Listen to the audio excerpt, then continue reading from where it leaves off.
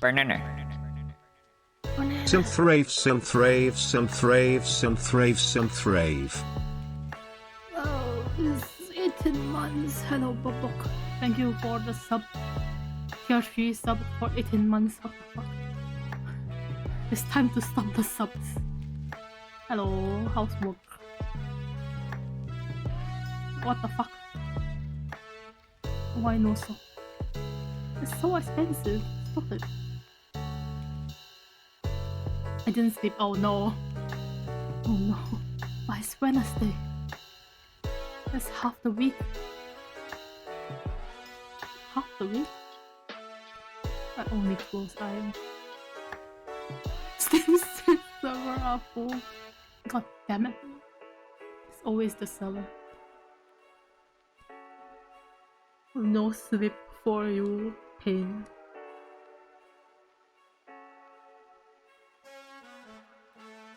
Who is hogging the servers? Might be me. I slept for like 23 hours the other night.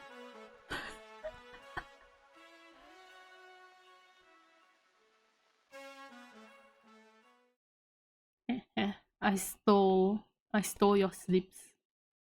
The tree.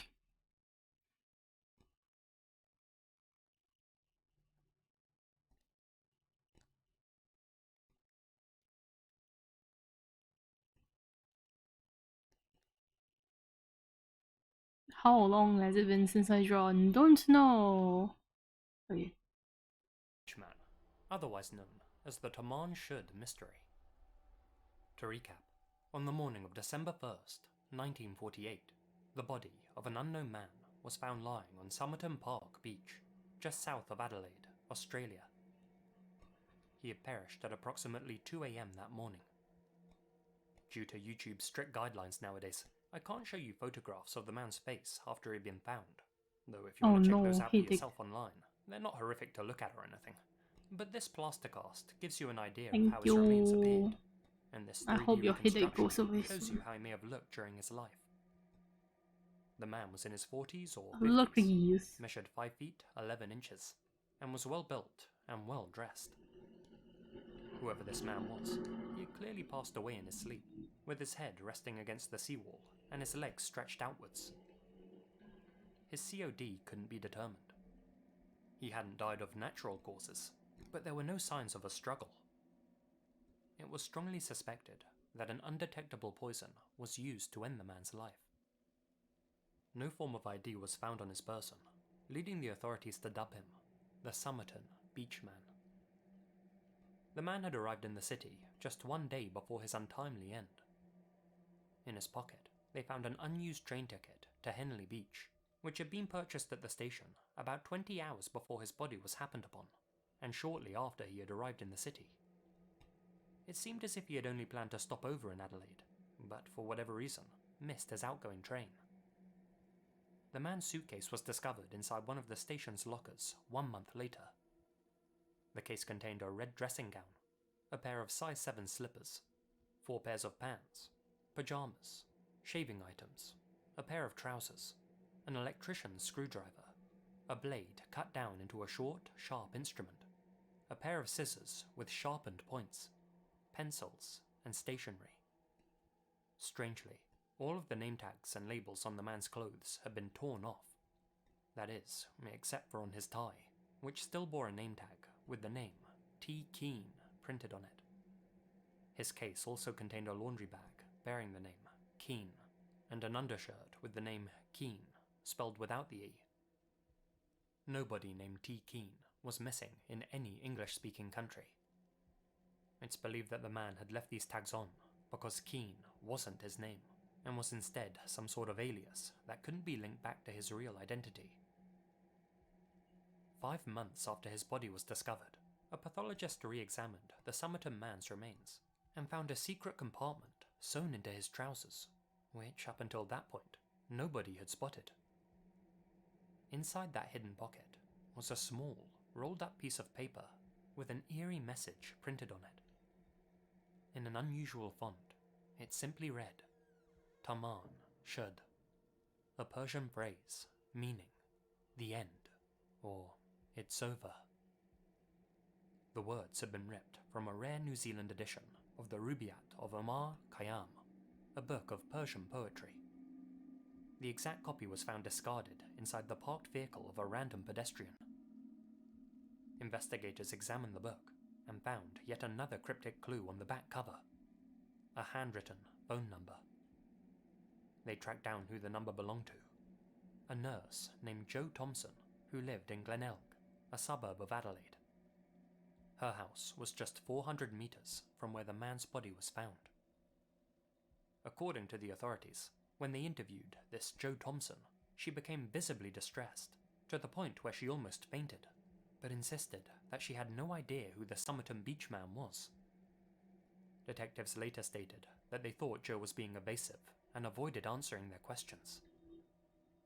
Interestingly, Jo also had a son named Robin, who bore a strong resemblance to the Somerton Beach man.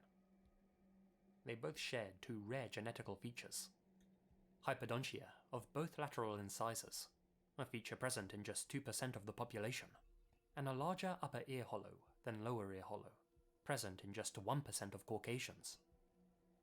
The chances of them not being related were estimated between 1 in 10 million and 1 in 20 million.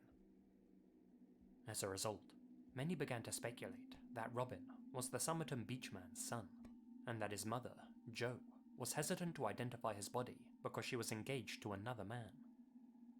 She asked the officers not to print her real name in the newspaper, as she didn't want her soon-to-be husband knowing that they had questioned her. Next to the phone number in the book, the man had scribbled a seemingly random jumble of letters and numbers.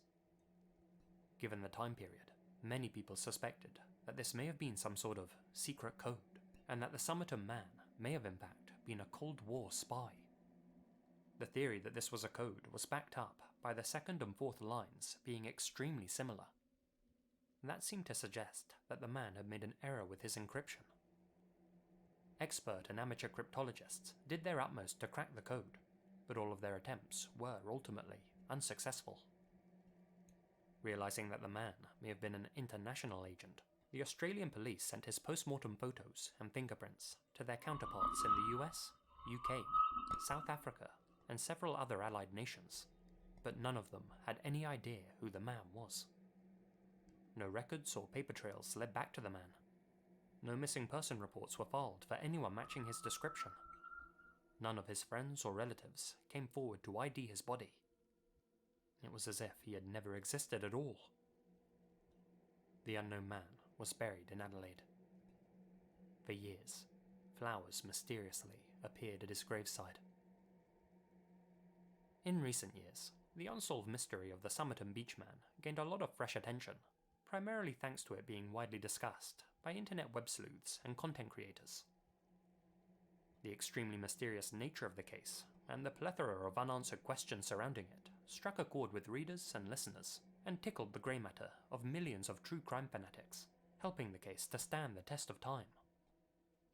Where had the man come from? Wow, it's How had he Shu. died? Why Hello, was there a secret Shu. compartment sewn into his trousers?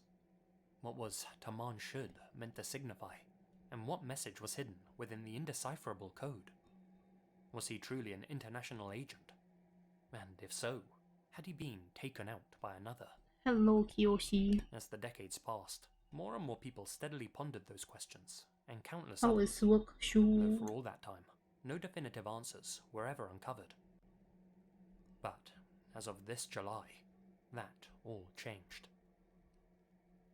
An Adelaide University professor named Derek Abbott had long been interested in the Somerton mystery, and had dedicated decades of his life to uncovering the truth behind the beach man's identity. Last night I just got done doing my In fact, mood board Professor ready to Abbott send was to the one the to commission artist. this digital Nice. reconstruction of him. Boring. When nobody came forward to identify the John Doe back in the late 40s, Sounds like same investigators old. took a plaster cast of his body before burying him. According to Professor Abbott, when he examined this cast back in 2011, he found 50 strands of the Somerton man's hair embedded in his death mask. 3 of them were Obviously, still yeah, in send excellent me. condition.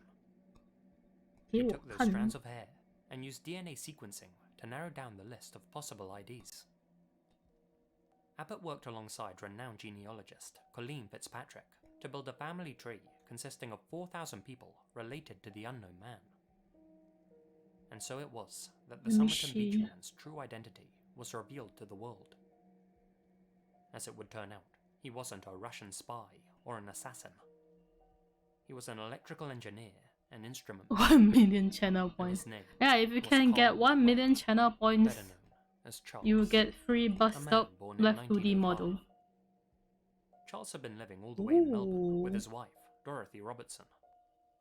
The two separated in 1947, 1 year before Charles wound up lifeless on Somerton Beach. In fact, Charles's last known records date back to April of 47, when the couple split and Dorothy Wait, filed the for tattoos divorce. are the one that your friend did for you? After their breakup, Dorothy moved 144 kilometers Never away seen to anyone Butte, have this kind of South redeem. Australia, Well, and it's if you believed can that even Charles get to may have 1 been million searching to for begin her with, in the lead up to his end. you know what? You Adelaide deserve it. may have simply been the last place he had gone to look. Oh, the tattoo design nicely. Others think that he may have gone there to visit the aforementioned Joe Thompson. DNA testing has since proved I that like Charles the wasn't Hanya actually mask. related to her son, Robin, and that their genetic similarities were just a massive Hanya, coincidence. Though it's unclear Hanya. whether Charles had Don't a know. social connection to Joe. Seeing You how she will never camp, admitted yes. to knowing Charles during her lifetime, Just we'll never know for certain what pray that connection one may day have you been, get the 1 million though points. Charles almost certainly had met Joe, given that her number was written in his book. But what about all of the cryptic and bizarre clues? One full back tattoo. Well, let's go through a few of them. Charles's sister was married to a man named Thomas Keane. Next time That explains Next the time labels I found on his see tie, laundry Shu bag, in and public. undershirt. They were simply Next time I hand-me-downs. see Shu in public, I'm gonna be like, Charles was holy also said shit, to be a big fan of poetry, this alien. and giving up hope on his wife and his life, Just decided kidding. that Taman should, or Akali in the mask? end, What is were Akali picking mask? words to bow out to. Yeah, you can redeem the for secret somebody code? else. Yes. Well, we're not 100% sure. But as well as poetry, Charles's other big love was horse racing. I can It's do believed back that the letters may pepu. have corresponded Pepu? to the names I of can't horses read. he I wanted can't to do bet on. back tattoo. Why? Unfortunately, Which all of more? Charles's still living relatives never League got of the chance Legends to meet him in Akali. person, Who? and don't have I any never photographs play of him. LL. But this image of his Keda, brother, I still Roy, kinda know who bears an Keda is. unmistakable resemblance to the man Because found on somebody Somerton made Beach, a mask as do of these images Keda. of his nephew, That's all I know. John Russell Keane. So, do we have any pictures of Charles himself? Who is Akali? Well, Akali we is know he liked the to play fox? community football. And it's thought that he may be one of the men in this photo, I am taken all the way Boomer. back I in don't know shit. 1921, though it's not clear which of these chaps is a young Charles Webb. Akali is the masked one. Professor Abbott and his team are still searching for a verified photograph of Charles during his life. They all sound the same How to me. exactly Charles came to die is still unclear, though given the remarkable discoveries these past few months, it seems extremely likely he chose to end his own existence, probably through the use of an undetectable poison. A much more grounded and, frankly, sad explanation than previously thought. But although the Somerton Beach man's life wasn't torn from the pages of a spy thriller, he did leave the world one of its most perplexing and intriguing mysteries. I'm thinking if I want to One end that with endured prop for more than or maybe 70 to a years. stream. Why not? It's important Why to do you note think it's a that stream? South I don't Australia think a police whip still prop haven't is a officially stream. verified Professor Abbott's findings. That being said, the Somerton man's embalmed remains were recently exhumed. for Is the DNA artist testing, you hiring and the doing authorities are art plus expected rig to draw the together same or what? conclusion. With all that in mind, it seems extremely Or just likely art that only? the Somerton Beach man has finally been given back his name. There are, however, still plenty of unanswered questions surrounding the case as a whole. With my chat. For instance, Do it. why did none of Charles's family members Oh, report design him plus missing? rough shit. Were Oh. they even aware that he was no longer alive? Gotcha. What was I his thought connection it's live to Joe 2D Thompson? model.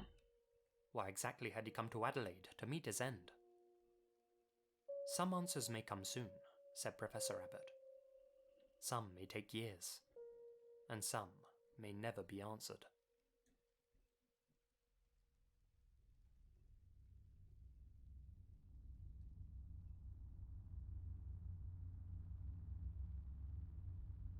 Let's end things on a short and bittersweet note. Roberta Weidemeyer went on a late-night trip to Her art Dubai is what I want in for Inglewood, design. LA. A trip from which she would never return. You want her art for design, Her husband, but Billy, and friend George scoured the entire but you neighborhood don't looking for her want when they came the upon art her for car live 2D at an model. intersection. But Roberta Eh? wasn't behind the wheel. Somebody else was, and whoever was driving it must have done something with her. Billy and George pursued the vehicle, but the English unknown driver design. fired several shots at them, wounding Billy Holy and shit. forcing them to give up their chase. 失业? The car was later found abandoned. Curled up inside the trunk was Roberta's lifeless body.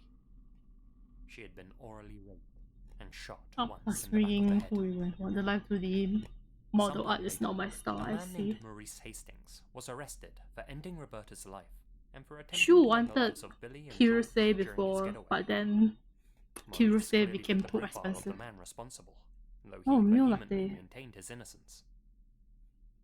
Maurice stood trial in 1988, 5 years after the incident in Inglewood. I stalk.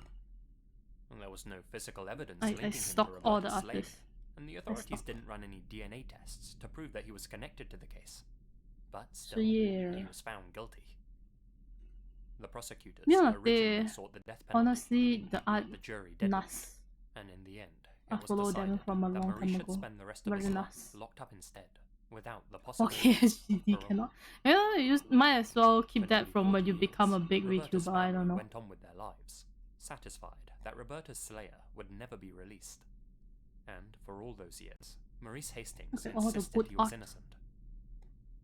In the year 2000, Delicious art. he appealed to the district attorney's Conviction Integrity Unit to run some DNA tests on the bodily fluid found inside Roberta's mouth. You But said his when. request was One denied. day, you'll get there. One For day. decades, Maurice would Yeah, continue yeah, to like work what with Bob innocent say, one projects day. who believed that You Roberta's got case this was still girl. cold, That's and that right. Maurice was rotting away in prison We for are something he hadn't an done. ableist. In 2021, Maurice again submitted a claim of innocence to the DA's CIU and wrote to You them got this seeking a girl. DNA test. In June of last year, that DNA test was finally run.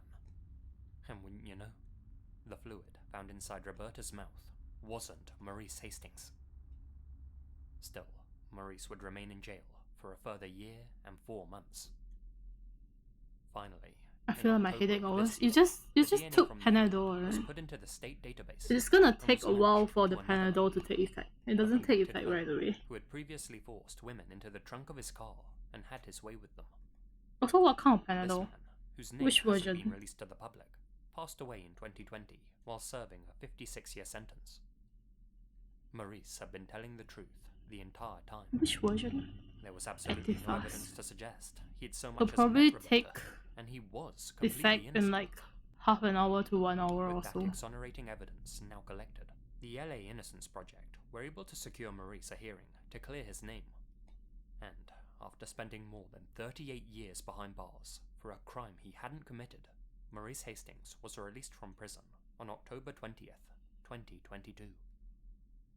In response to hearing that his sentence had been vacated, an elated Mr. Hastings said, quote, "I prayed for many years that this day would come. I'm not pointing fingers. I'm not standing up here a bitter man. I just want to enjoy my life now while I have it." Well, he's a There's much this stronger form person going than on most. for people to send in link of their Maurice channel Hastings for entered like all California SG prison at VTubers, the age of 31. I'm changing my designer He persona. walked, age 69. Can't you wait for Sure, the no doubt next be opening? compensated for wrongful They imprisonment, open but quite no amount of often, money right? in the world can make up for having I half your won't life send stolen. in, forget it. Had the district attorney just run the DNA tests 21 years earlier, when Maurice had True, asked when them, you get your so much new suffering could have when been you get your avoided. new design, send me DY. Unfortunately, Maurice's mother passed away in June. I make you a Pepega model, okay? Just 4 months before he was released. I make you the duppiest model, okay? We got a deadline, I can't make it, I see. You can after you finalize your design. Hey guys, Lazy here, Ah, the and video thank you over very already. much for listening. Thank you very much for listening.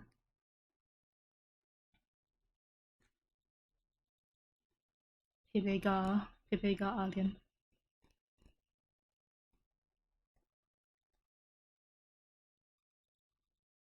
Few people would enjoy getting eaten by a bear in the woods. That would undeniably be an extremely unpleasant thing to happen to anyone.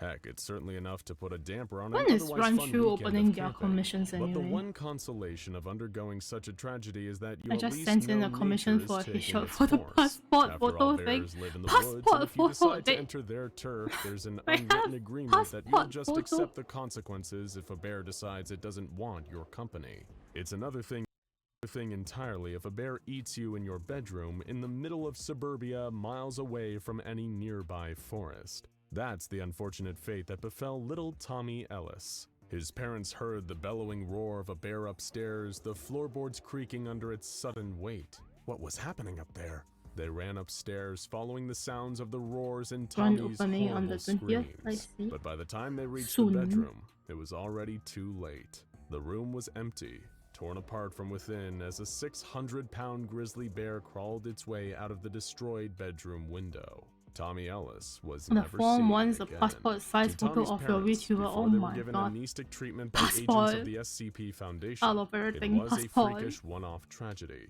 But to those very same Foundation agents, it was just another instance in a series of deaths so strange and random that only some kind of anomalous serial killer could be behind it. 2 months earlier in a nearby 400 town, by a 400. family had undergone I a savage mean- attack from a full-size male silverback gorilla. The huge and heavily territorial animal tore the house apart and beat anyone who tried to stop it into a pulp. Much like a bear attack, being killed by an aggressive gorilla in the wild I need isn't to tell that my artist. Oh my strange, god, you didn't but tell being your murdered by a artist gorilla in the the suburbs sizing. of Cincinnati Next is time, definitely yeah. a cause for Foundation It's okay, I'm sure they will open it However, again. the man. gorilla killer was long gone before any Foundation agents were able to intervene. At first, it was assumed that they were dealing with some kind of animal SCP, but as more grisly murders occurred, it began to paint a better picture of what exactly was happening here. Next, a family was found dead after what had seemed to be a brutal attack with an edged weapon, but this was no mere knife. All the evidence pointed to the weapon being a sword. Neighbors interviewed by the Foundation about the attack before their amnestic treatment reported hearing a frightening ruckus coming from the house next door, including a deep male voice saying, "I have the power!" Much like He-Man from the popular toy and He-Man. animation franchise. This reminded them of another recent murder case where the killer also I did reportedly say used a passport sword, size. though I just this don't know time that more as a likely number. Japanese katana than a European I know we broadsword, are and was VTuber heard yelling, passport. Cowabunga! as they left the scene. The guy in As charge the of the bodies entire wrapped website up, for VTubers the in Asia evidence put kept his piling contact on. info A on the young girl website was for those who traumatized wants by to a submit naked their man info. suddenly appearing in her Oh. bedroom. This would Yeah, be now you can horrible do it enough, next time. but there were Yeah. a few strange details. He was handsome, athletic, had He bright was blonde handsome. hair and no genitals. In fact, he matched the exact description of a child's Ken doll. And the thing that finally tied this whole bizarre case together was an entire family who was found to have been killed by electrocution, despite all being in different rooms of the house at their time of death, and showing no evidence of having been moved post-mortem. But the family's youngest, Steven, Hello, had a number potato. of Pokemon cards and action figures in his room, prominently featuring the franchise's most well-known creature, Pikachu. This shape-shifting, rampaging killer was caught not long afterwards when a full-size pony suddenly manifested in the home of another suburban family, thankfully causing no fatalities this time, and galloped off into the woods. Seeing as the Foundation was already keeping a close watch on the area to make sure they caught any more strange activity, they were able to quickly engage with and capture this strange entity. It was then sedated and sent Good back morning. into containment Which at the version I'm iconic playing? Site-19. I'm gonna play The while creature is now known as Purple. SCP-137. So you're probably wondering, what exactly is happening here? What are the anomalous traits of SCP-137 that appear to express themselves in such random and violent ways? Well, it may seem that 137's abilities are as diverse as they are dangerous. the It purple. actually only has one very simple anomalous power. It possesses the toys of children and transforms them into their real-life equivalent. A teddy bear became an actual bear. A stuffed gorilla became an actual gorilla. Toys of He-Man and a member of the Teenage Mutant Ninja Turtles became murderous sword wielders. And Pikachu became a wild animal with powerful Imagine I have to electrical go down and abilities. collect next The Friday. SCP Not doesn't cool. appear to be inherently violent either. Its level of aggression appears to be in the eye of the beholder, My brother as the was the one attributes of who the toys ordered it, possessed by and I think he ordered SCP-137 are defined for by what a child delivery. So perceives I don't about know said when it will toy. get For delivered. example, a pretend gun becomes a real one. capable of firing real bullets. Toys of dangerous animals become equally deadly in their real Long queue and you have to rush after work. SCP-137 That's right. counterpart. Warriors DM me and on Twitter soldiers for the become emo powerful request. killing Yeah. machines. However, this works both ways. I will draw it Adorable after or I harmless finish characters remain the equally Swan adorable and and harmless when Syun's SCP-137 possesses them. It seems as though the entity that New Year possesses should be these the next toys day doesn't after even launch. have a Nice. consciousness. It only takes It's not up even the in mental Singapore. attributes of its hosts. Incidentally, this was actually my a crucial factor in brother, devising the like, proper containment method he for ordered the game, but SCP-137 he's not within even in Site Singapore 19. then. Through testing, the Foundation overseas discovered that for his army thing. SCP-137's anomalous range is at least 250 meters. Your brother with a didn't order possible local upper shop. No, limit he of ordered local 500 shop. meters. In He's order to not- keep the he's creature not in a gonna be in consistent Singapore when and the game harmless comes out. form, the Foundation forbids any unauthorized toy from being Sad placed for him. within the 500-meter radius of SCP-137. Essentially, the Foundation has boxed SCP-137 into a corner, meaning Bad that for any toy him. placed within its anomalous proximity is its only option.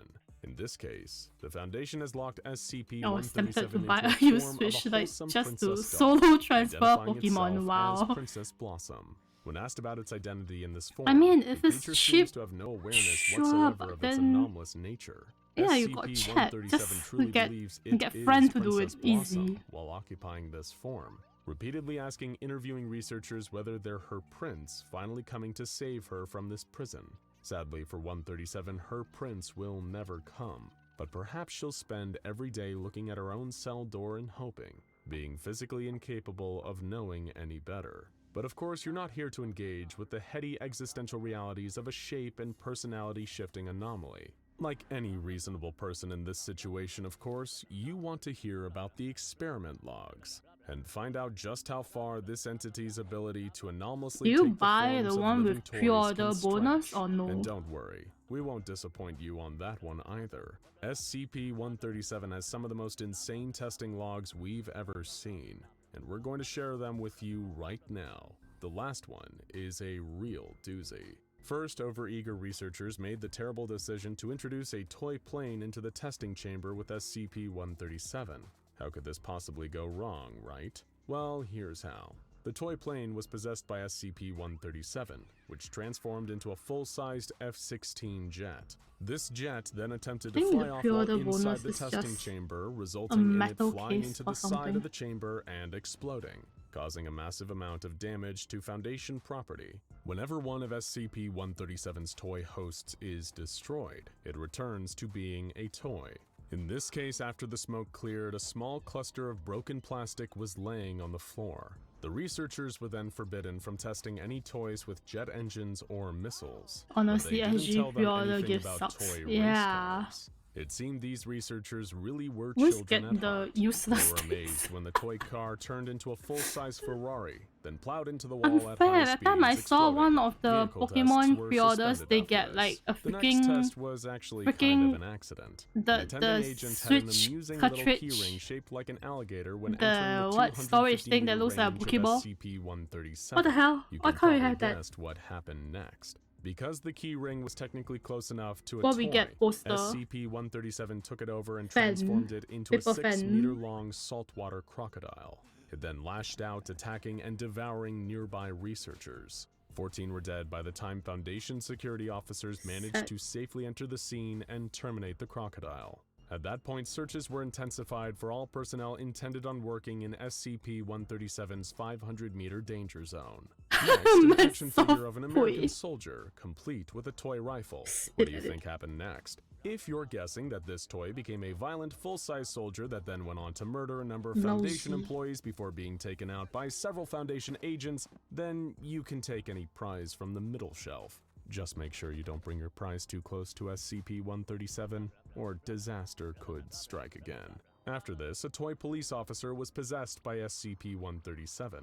He began by searching the testing facility for perps and encouraging the researchers I want to to stay eat away chicken from rice. drugs. But the chicken rice seemed here almost plus meat charming is to begin with, $7. What until the? he pulled out his gun and murdered two 为什么 researchers, 这么贵？ claiming they were criminals. He handcuffed Why a third so before expensive? finally Chicken being only. terminated by Foundation security officers. After this, researchers on the It's not SCP-137 even project not decided even to veer away from have testing on duck violent meat or or something. dangerous toys, and instead brought Chicken in only. a stuffed panda, the sweetest and Scam. cuddliest of all bears. So Everyone expensive. agreed that this would be a pleasant change when SCP-137 transformed into No, one of the big adorable loading. beasts. One Shy. researcher, overjoyed at the presence of the panda, accepted a hug from it. The panda hugged far harder than anticipated, breaking 3 of the researchers' ribs. Scam. It was terminated by Foundation security officers soon afterwards. It turned out that the anomalous effects of SCP-137 also applied to non-sentient toys. For example, a box filled with Lego blocks became real terracotta bricks and construction materials.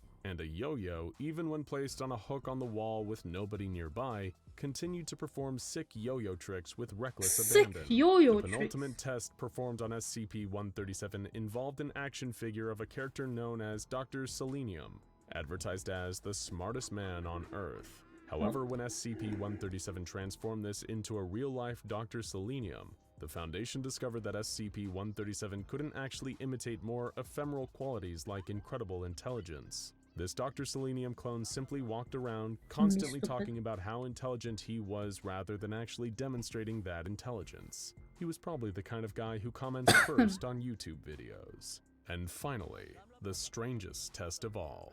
The Foundation constantly needs to worry about moles and double-crossers in their midst. They have tests to figure out the presence of double agents working for groups of interest, like the Chaos Insurgency or the Serpent's Hand. But one group that they didn't have tests for were bronies, adult male fans of the cartoon My Little Pony based on the popular toy series. My And Little it just Pony. so happened that one of the researchers on the SCP-137 Bless me, but I was case coughing. was indeed a brony. Why would you That's why he bless a snuck cough? a doll of the purple pony Twilight Sparkle into the testing chamber, Twilight causing Sparkle. SCP-137 to possess it and turn into the real thing.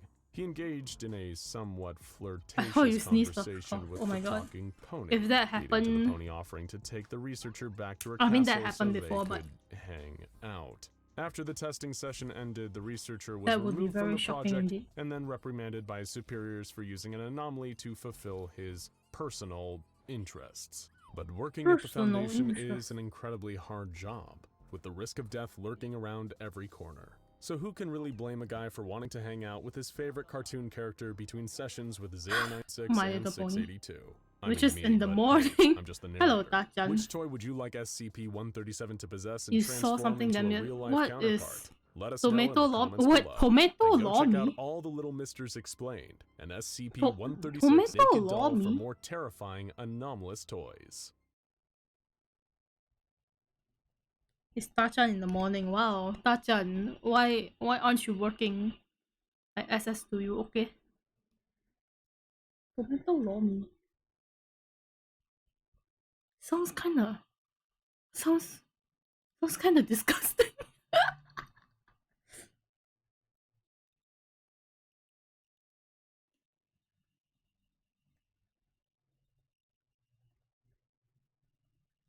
Do you guys have breakfast already? Eat the breakfast. Oh my god. Wait. Ew, tomato lomi. It's for real. It looks like ketchup soup. I'm sorry. It looks like ketchup soup. I like how it's like braised pork rib noodles, century egg porridge with sliced pork, sour wedge sliced fish noodles, roti john, set C, and then suddenly tomato lomi.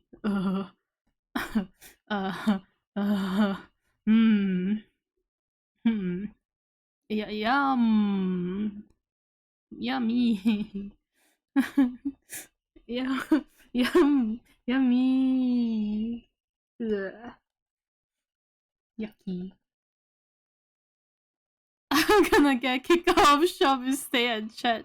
Exactly, Tacha, you should be working. Wow. Hello, Mock. Hi.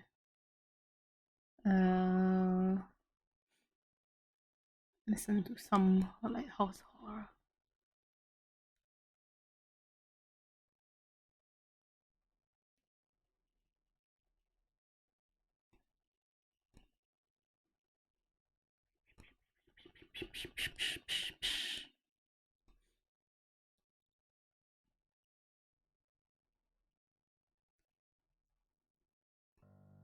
I squeezed the gun in my hands and obsessively checked the 8 chambers. It was still loaded, the same way it was 5 minutes ago. Satisfied for the moment, I hid it in my pocket again. Having a loaded gun in the baby's room, I bet you could be arrested just for that. Arrested and divorced, and I would deserve it. And From anyone divorce. else's point of view, I was just Okay, go that crazy. would work. But maybe if you listen to my story, you'll see that I have a very good reason to be this afraid.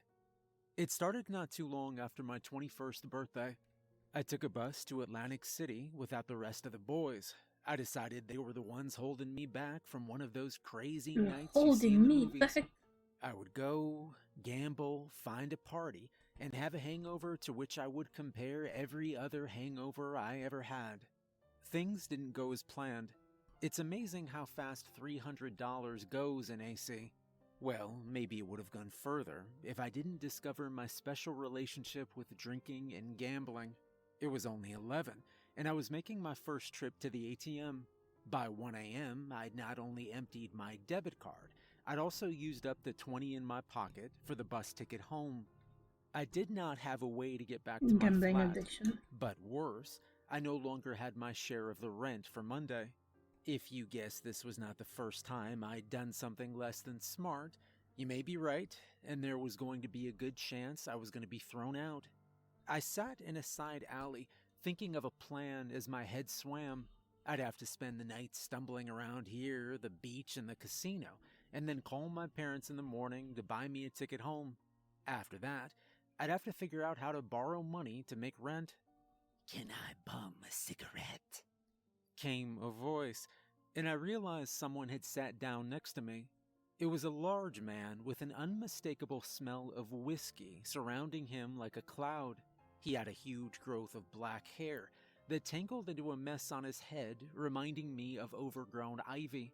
His huge beard covered most of his face, but through the gap that was his mouth, I could see at least 2 glistening gold teeth. For a moment, I considered trying to sell him the cigarettes, but then thought better of it. The dollar was not going to make any difference. A little good karma could go a long way towards getting through the night. I pulled out my last 2 and a lighter, handing one to the man. "Not your night?" asked the man, taking a long puff. No. Lost everything." "This city." He looked at me long and hard, and then showed me his gold teeth. "It'll take everything from you. It's a living thing, you know. Needs to be fed." Well, I have nothing left to give. I don't even have the bus fare home. He took a long measure of me. "Do you want to make one more wager? Maybe get out of this clean." "I told you, I don't have anything left." A car passed, and I got a better look at my alley mate. He wore an old, dark green suit, soaked in mud and whatever else. His teeth, every single one, was a different shade of gold. And his eyes, in a moment of light, I thought they were green with vertical, elongated pupils. "How about you wager something from your future?" My future? I'm not betting money I don't have. I'm not that stupid. "Not money," he said as he moved closer to me. The That's smell your of life. alcohol and piss was overwhelming. "How about you wager your firstborn?" I laughed, even though nothing was funny. "I don't have children," I said.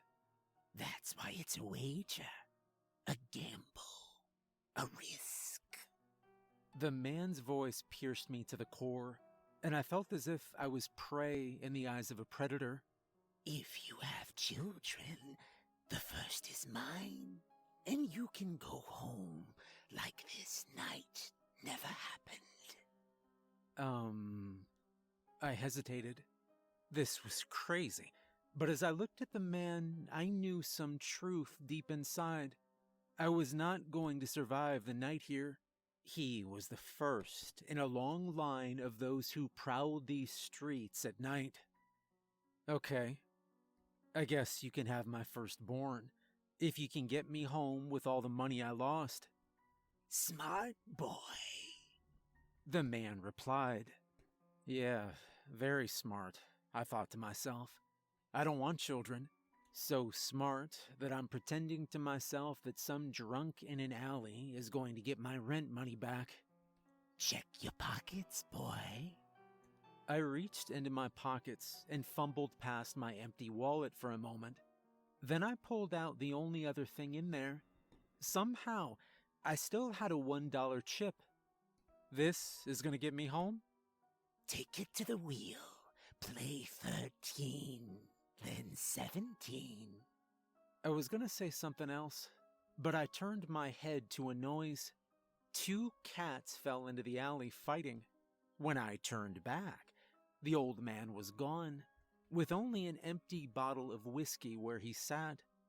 As I said, $1 was not getting me home. I walked back into the casino. It was now mostly empty. Only the terrifying night crowd of truly those having nothing to lose. I realized I was one of them. I didn't hesitate. I just walked up and dropped my chip on 13. And then as the ball stopped spinning and the wheel came to rest, I had $35. That was enough to get home. I felt sweat run down my body. In a moment, everything felt so real and so fake. I could not stop. Something deep inside screamed not to do it, but I moved the little pile of chips to 17. I cashed out over $1,000. I was up for the night, and I paid an Uber to get me home. The gun was heavy in my hands, and I realized I had it out of my pocket with my finger too close to the trigger. I was not gonna have children until I met Kara. I was 23 and just done with college. She had freckles, huge blue eyes, and the kind of smile that could make a man do anything. We got married. We had a girl, Nora, and then I had 2 women in my life I'd do anything for. I tried to never think about that night in Atlantic City, not until I met the gold-toothed man again. She's 20 days out of the womb. I spun around as I was exiting a pharmacy, making a late-night diaper run. Next to the door sat a homeless man smoking a cigarette. I'd quit 9 months ago, but could still feel the irritation and desire of a long-lost vice. What? I asked, almost not sure he was talking to me. 20 days. In 20 more, we will come. We will take what is ours. You will pay your debt to the Emerald Eyes. As it is midnight now, it will be midnight then. We will take what is owed. I spun at the man. Listen here. I lost the force out of my voice. I could see his cat pupils, and I could see his golden smile. I'll pay you. You gave me 1,000. I'll give you 5. Yes, you will pay me. We will be there in 20 days. I was gonna say something else, but another man exiting the store bumped me. When I looked back, cheap price there to was sell your just an kid empty for. bottle next to some rags. It's 11:30 now. In 30 minutes, I may find out if lead is as good as iron to stop a fae. 11:58. I looked at my gun and drew back the hammer, and then slowly set it back. I traded my firstborn to some creatures beyond this world, but this was not a moment to be completely reckless. They would be here to collect in less than 2 minutes. I had the doors and windows locked and covered. The door to the nursery was also closed. My wife was asleep. I planned very carefully, so tonight would be my turn to be awake. Nora was sleeping in her crib in the center of the room. I sat 3 feet away with my back to the wall. just far enough to have full visibility and freedom of motion, just close enough that I could reach her in one step. I thought again to myself how crazy I was, holding a loaded gun almost facing my infant. But I also knew that all my locked doors and precautions wouldn't mean anything. I saw the large gold-toothed man disappear twice. I didn't think things like doors concerned him. Midnight. It was the mirror. I didn't know how they were going to come in, but I wasn't surprised that it was the full-length dressing mirror.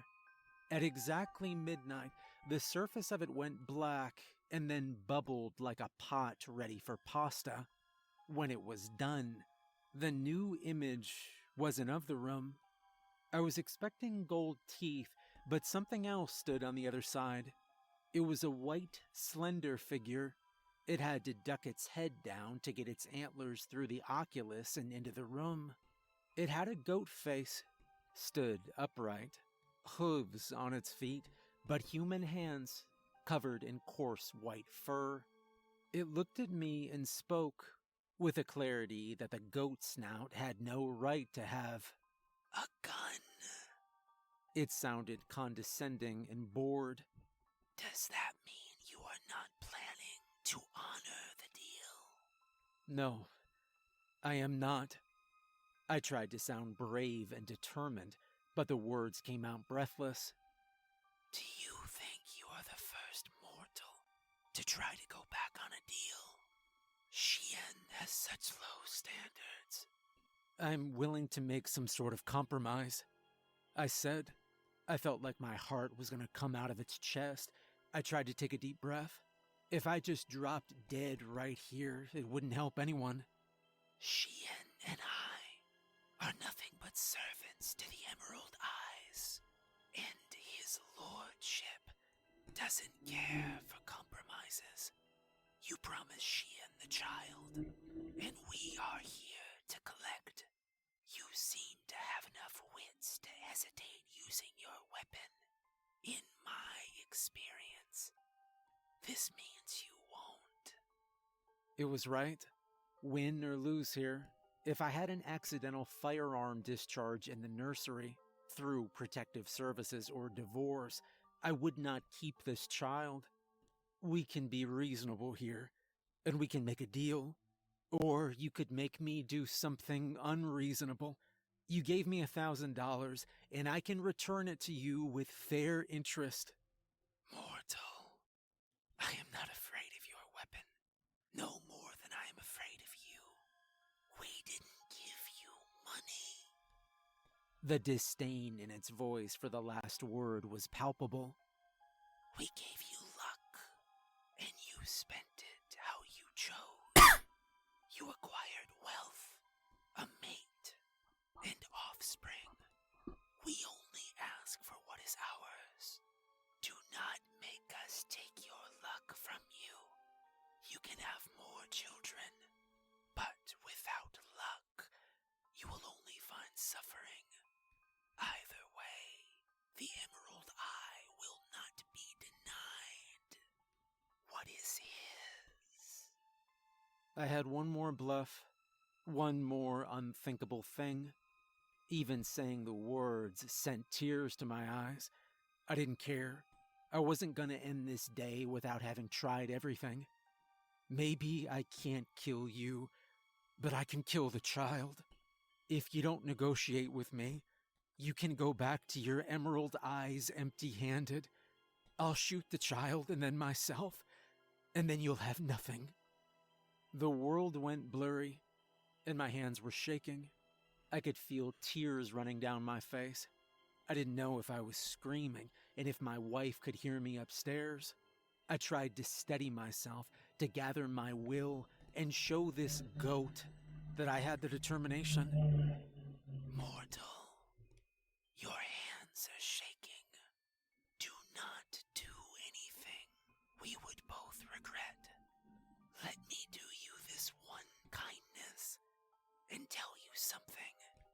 If you are so determined, take the gun, place it to your temple, and pull the trigger. If you do have such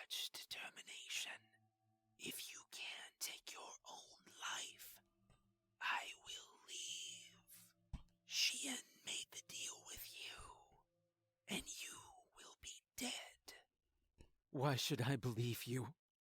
I cried. You mistrust me. I am not the one who has brought a gun to a deal already made. If you take your own life, I will leave. None of us will come back. Your child will be safe. I promise this to you, on the word of the immortal Fae. I raised the gun and put it to my head.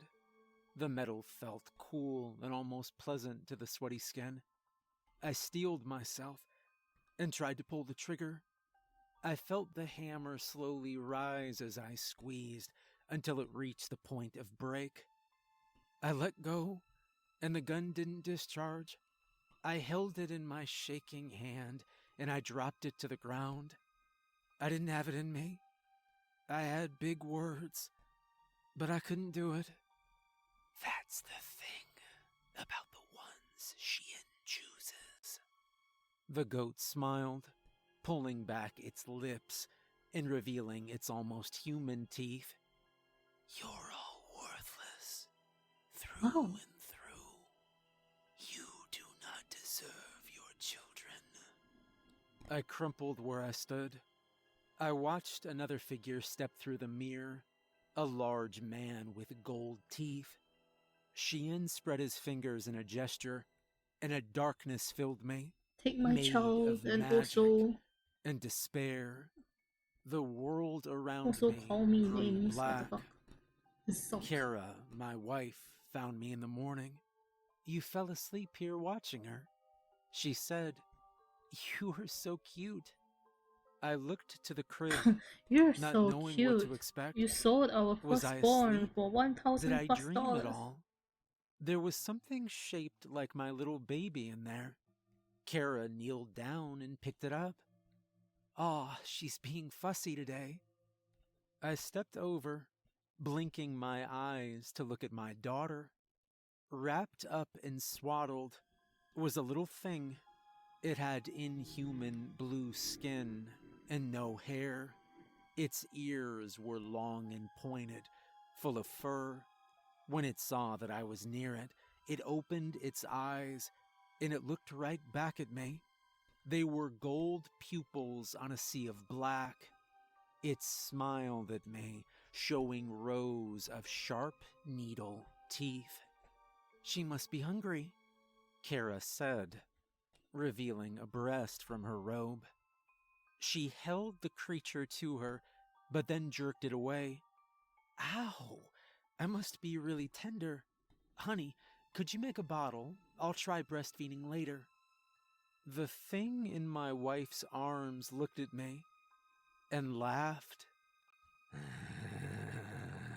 I'm going to enjoy the taste of this human. It cackled at me. Aw, she's laughing.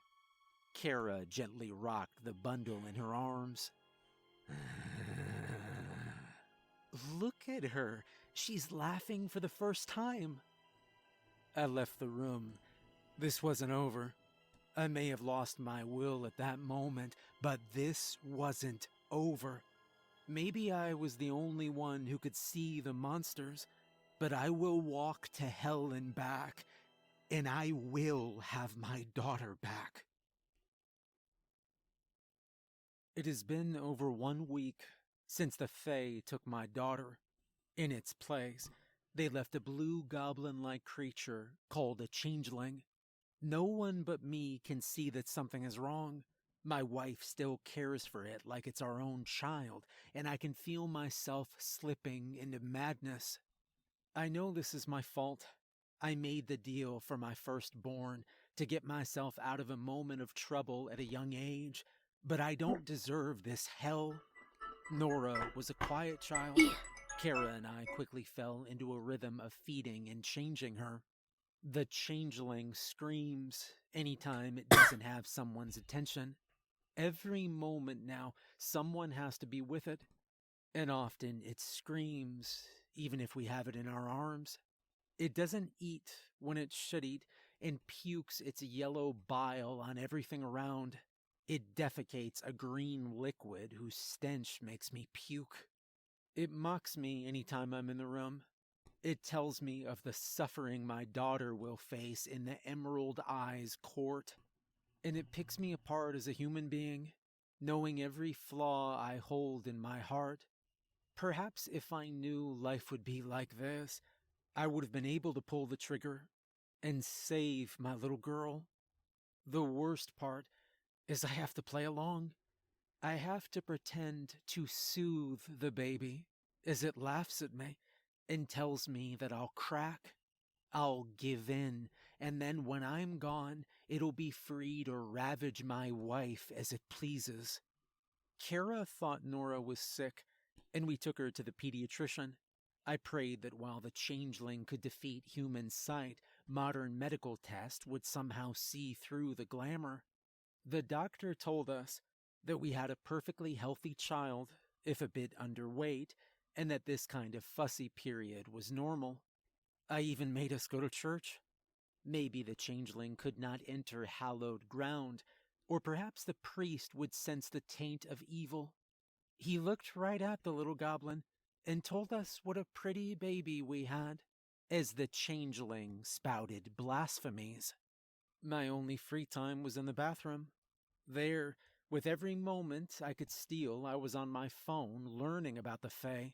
The goat sounded like the visit it was making was routine. I couldn't have been the only one. We were not peasants alone on farmland to harass. We were a people connected around the world by knowledge. I learned words like changeling and glamour. I learned mythology that I could firsthand tell was not true. The changeling did not fear the cross or iron. Cold iron. That was the last thing to perhaps try, but I had no idea where to get some. I also read a lot about postpartum depression and other parental psychosis, new parents losing their minds and trying or succeeding in murdering their children. Was it the Fae, or was I being taken by the madness? This had to end one way or another. I put together one plan, one Hail Mary. I gathered what I thought I'd need from eBay, and I told my wife she should take a weekend with the girls. I'd watch the child, and a little break would go a long way for our marriage. I waited until noon on Sunday, the moment I thought furthest from the midnight these creatures preferred. I had my last ingredient ready. As I set the false infant in its carrier in the middle of a cleared living room. What are you doing, you little excuse for a man? Has your wife finally left you? It said, no. I was calm. I set down my phone and started recording the changeling. We're gonna try something new. What do you think of these cute baby mittens? I asked. It squirmed, but being recorded, did not fight any more than an infant would as I pulled the little things over its hands. Are you insane? Are you recording yourself being insane? No. If you won't do anything weird, I won't do anything weird, I said, and then I pulled out a flask and poured it on the changeling as it squirmed. Holy water, what is your plan? I do not care about your lord or holy water. No, but I did notice you would not drink baby formula when I added some to the mix. I think it only hurts you if you get it inside, I replied. So what are you gonna do now? Cut up your child on video? You're insane, you know. You'll go to prison. Do you know what they'll do to you in prison? Prisons are full of beings like me, who do not take well to attacks on their kind. Or maybe there is no Fae. The creature continued. Maybe you are insane. Did you think of that? Do you see what you're about to do? You're about to stab your own baby. Don't you think it's much more likely that you've lost your mind than that fairies are real? I figured that out too, I said, smiling, and then I walked to the kitchen. I returned with a big plastic cage and set it on the ground. This is Shiog Mar4. Am I pronouncing that right? A meow came from the cage. You brought a cat? The creature sounded a little concerned. The first time it lost that shrill in its voice. Not just a cat, actually. I began. A 20-pound Maine Coon, named, do tell me if I'm translating this wrong, Fey Slayer. I opened the cage, and the gray feline stepped out and stretched its long back. Huh, it says here, great with children. This is a trial adoption, just for a week. If I'm crazy, well, it's about to go over there and sniff you. I'm gonna get a very cute video. Or maybe I'm not. And he's about to tear out your throat. No, The creature said as I held the cat back by the collar. I am here for your benefit. I'm here so you don't have to explain what happened to the baby.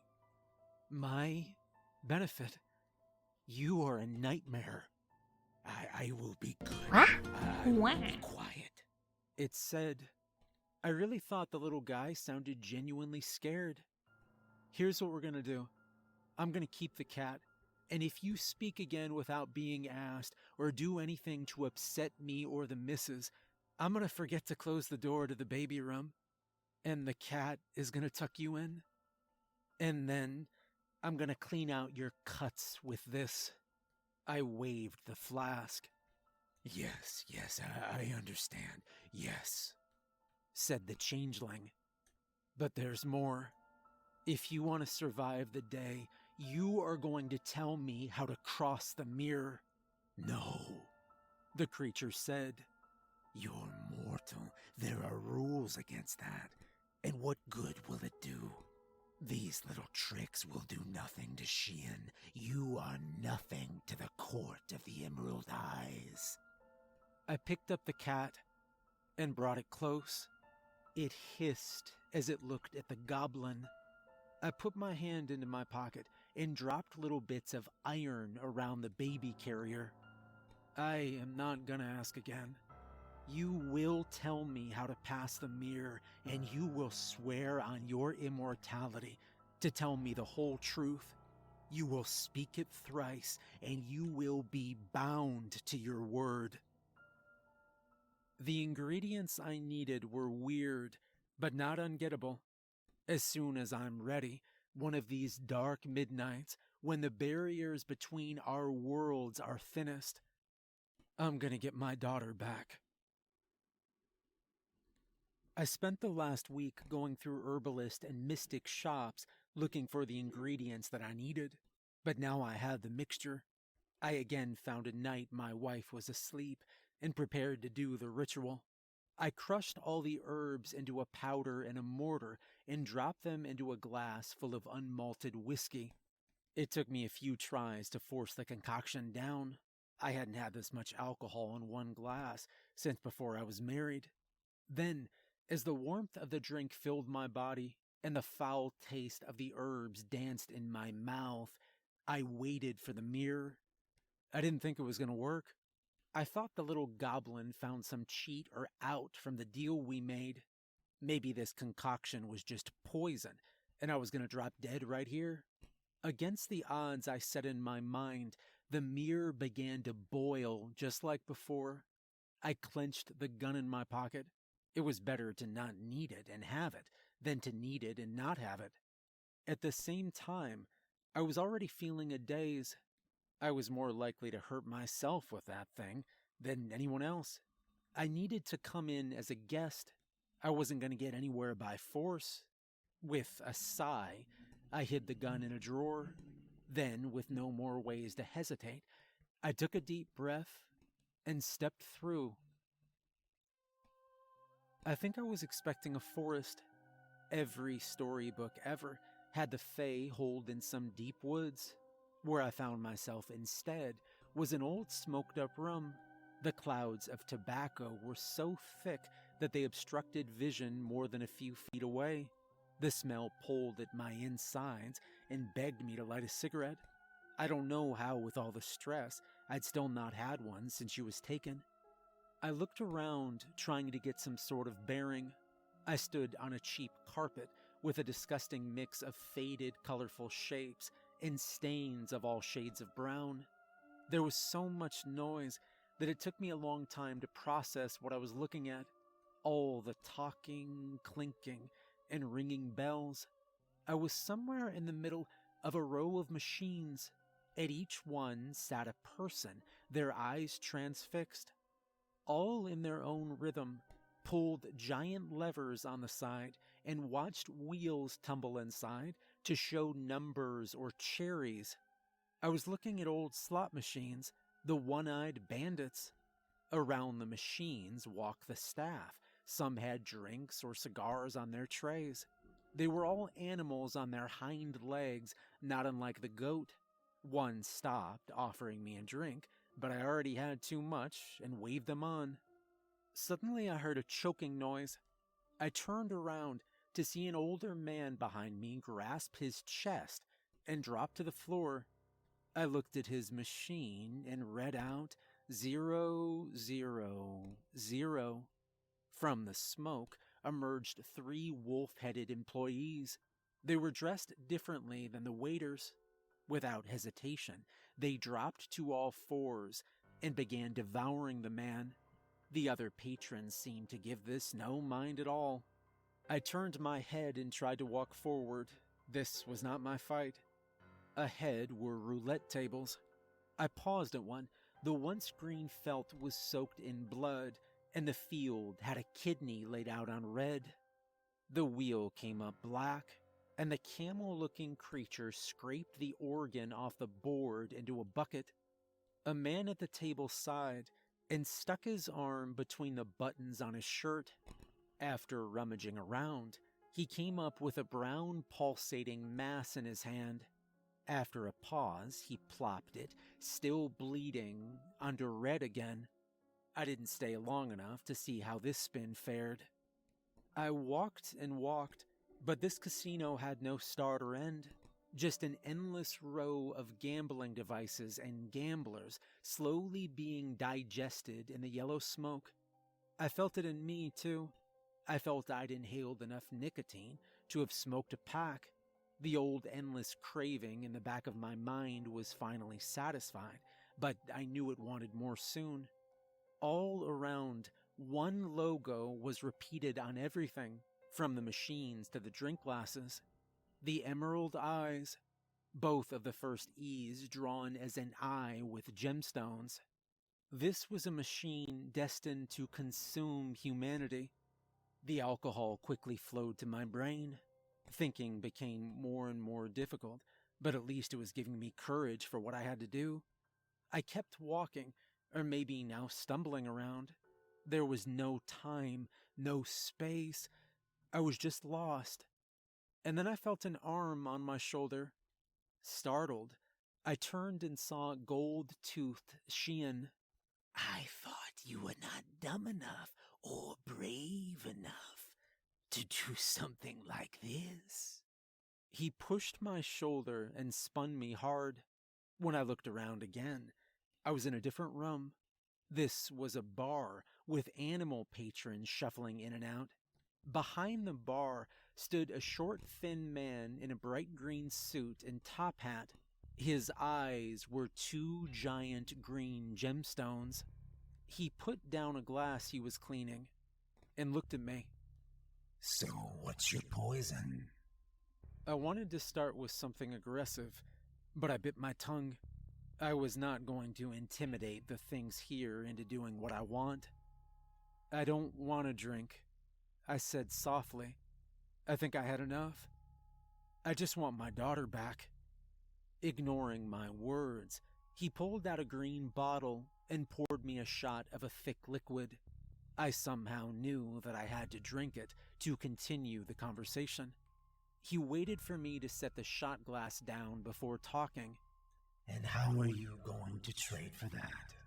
You had your chance to end your life and break the contract. Now your heart has less beats than hers, and your liver can take less drinks. How are you going to offer something of greater value to the Emerald Eyes? There must be something you want. There must be something I can give. A man isn't born with all his value just to lose it over time. There must be some value acquired throughout one's life, I said. How poetic. The bartender laughed. Mortals get so poetic when they grow desperate. I will tell you one thing. I have a soft spot for anyone who makes it this far. Most people simply accept their fate. Most people cut their losses. But not you. You will double down again and again. You think the game is not fixed against you. You think sooner or later, the wheel will spin red. I don't want to gamble. I don't want any arrangement where I don't have my daughter back. Ah, I see. Well, let me take a look at you. There is one thing you have more valuable than a girl.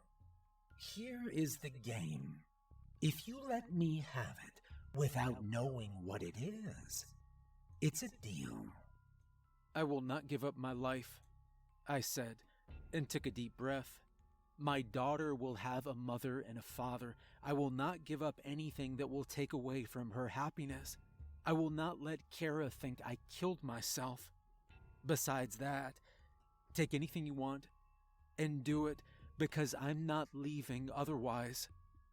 If you are a good man as you think, it will have no effect on your daughter's happiness. He poured me and then himself a shot. Let us seal the deal. We drank and looked into each other's eyes.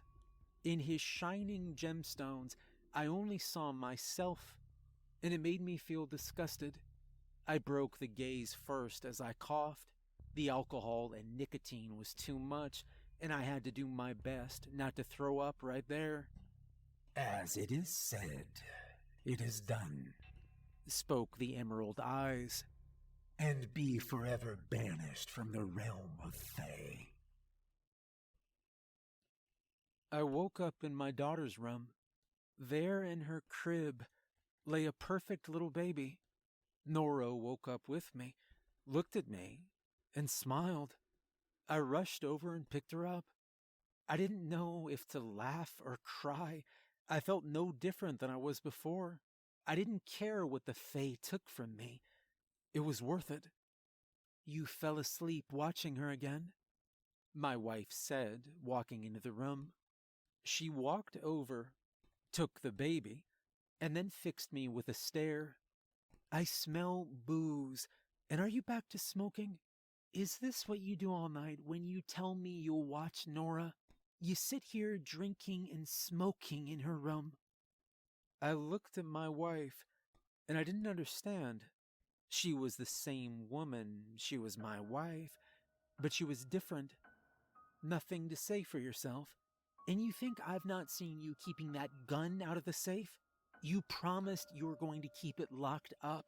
I can't even look at you right now, she said, taking the baby and going upstairs.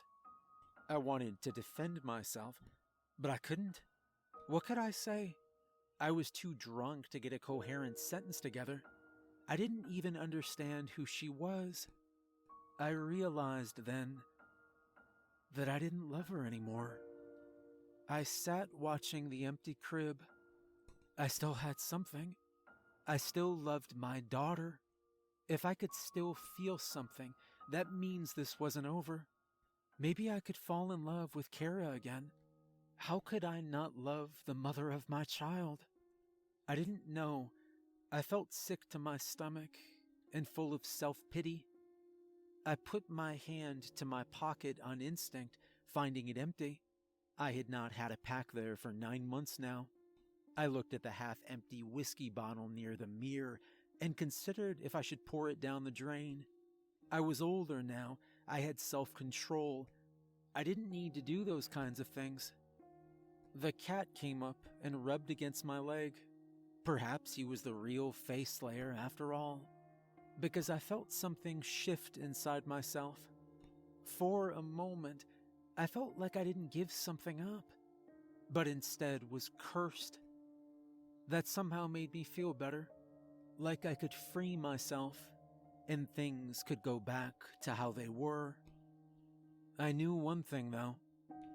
If I had to do the last 3 weeks over again, I wouldn't do them any other way.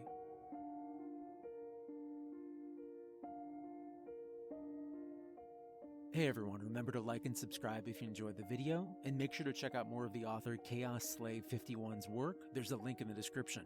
If you'd like to support me further, there's a link to my Patreon in the description. And remember, never promise your children to the Fae.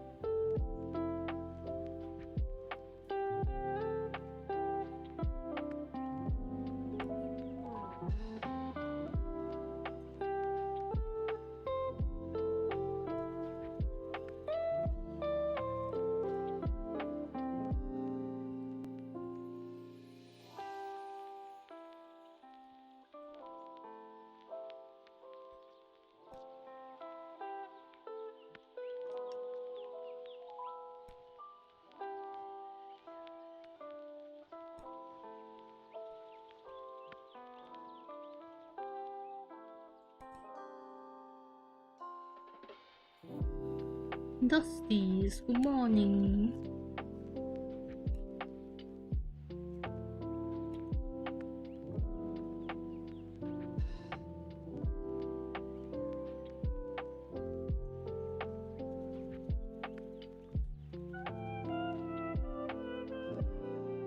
You're up early.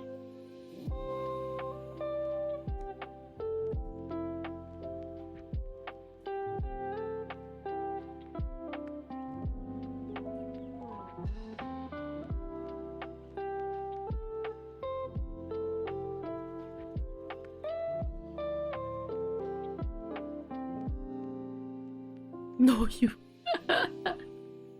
You wake up at this time, even though the other day I saw you sleep at like 6 a.m. or something. What?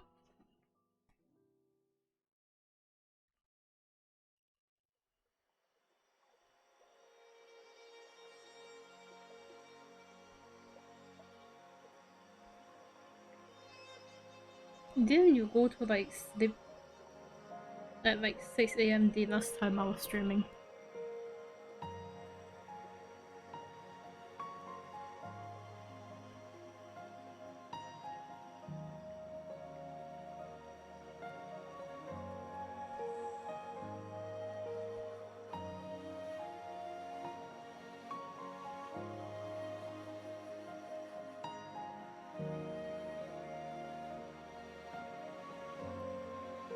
It was 4 a.m.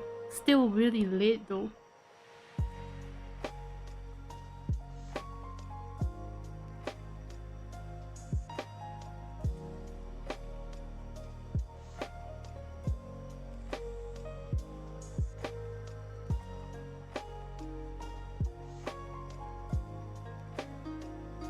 It's different? How is it different?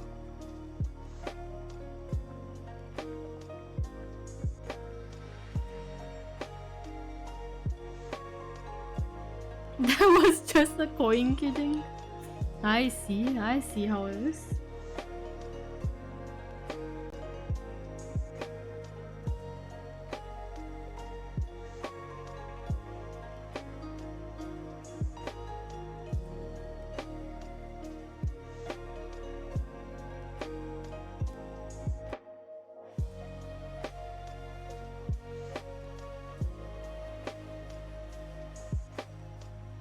Even then I still wake up around 10. What kind of sleep schedule is that? Teach me your ways, sensei.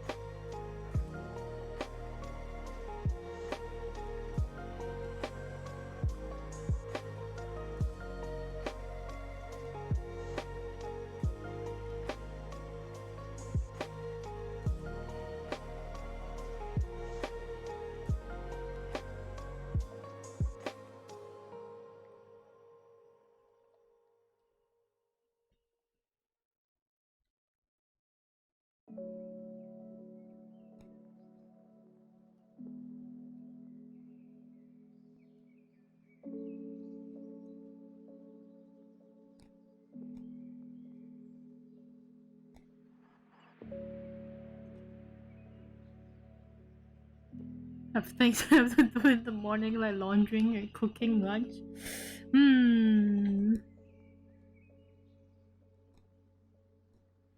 I live a very blessed lifestyle.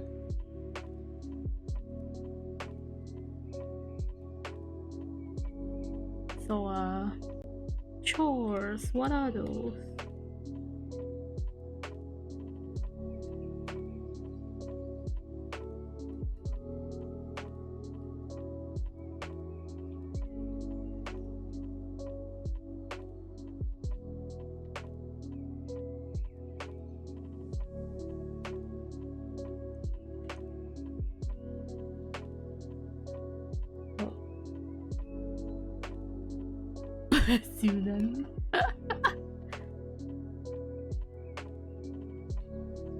Yeah, if I have breakfast, I usually don't eat lunch.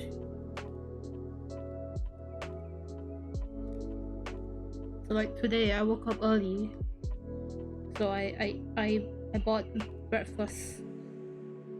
So I won't be having lunch.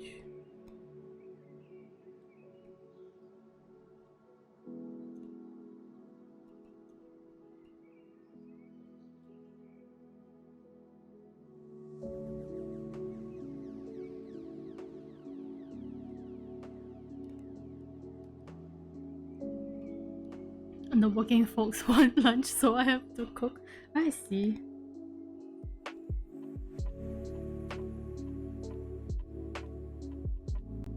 House husband.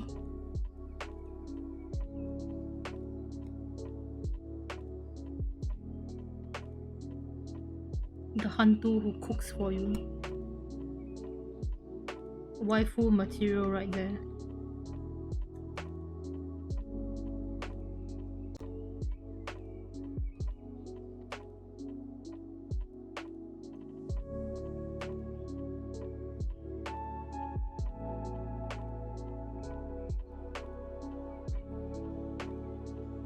I want lunch too, JK. I want to sleep. You always sleep instead of having lunch anyway, Bombok. Find me a sugar mommy and I can be a full-time house husband. Any folks who want a cute hantu as the husband though? He cooks, he cleans. It's great deal.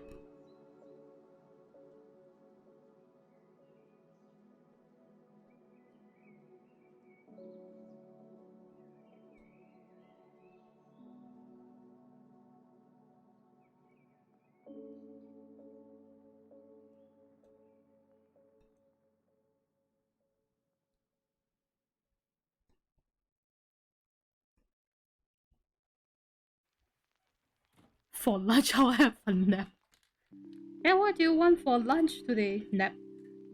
I want sleep.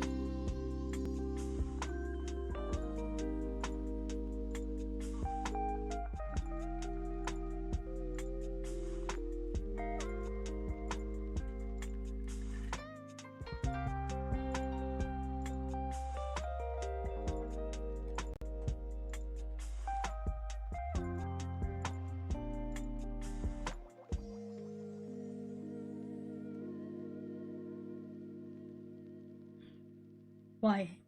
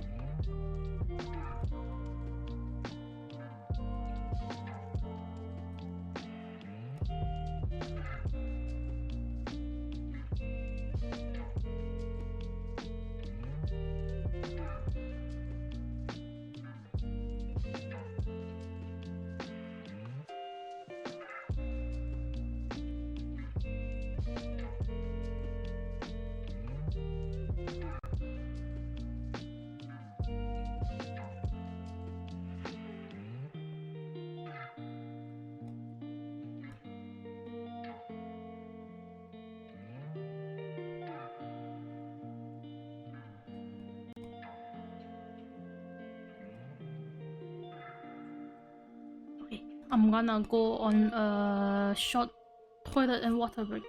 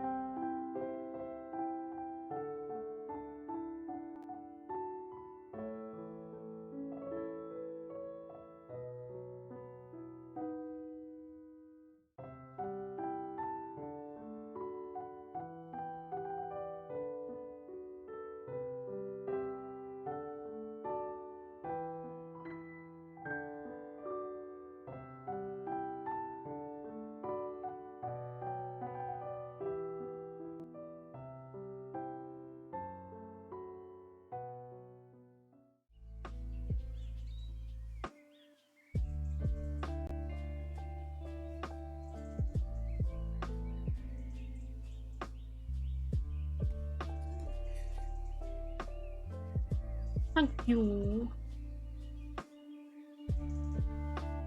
I took a bottle of water from the fridge, and I think it's the one that I put into the freezer and I forgot about because it's ice.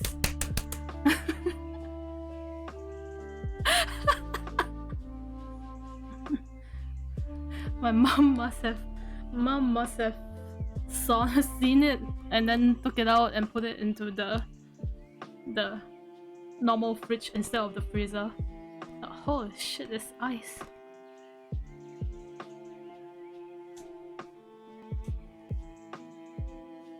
So now I have ice cold water.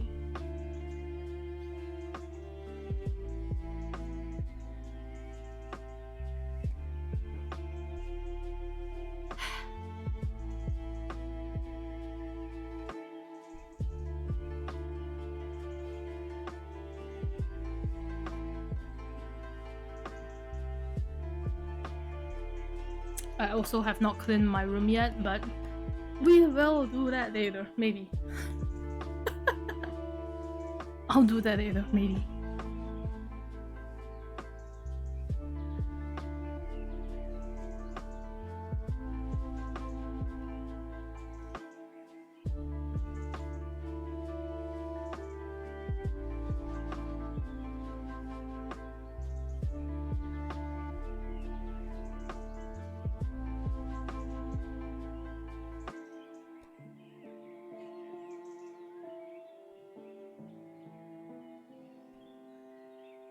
Nango, hello.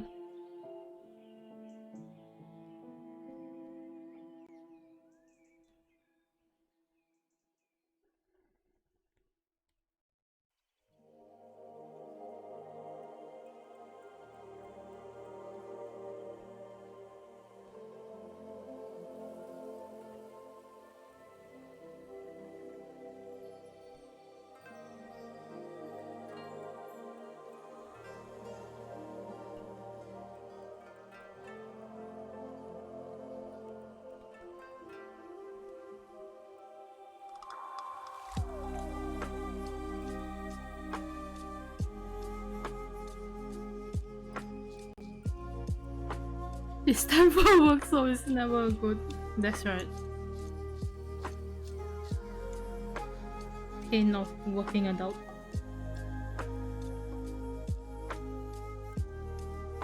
I'm good. How are you, Dango?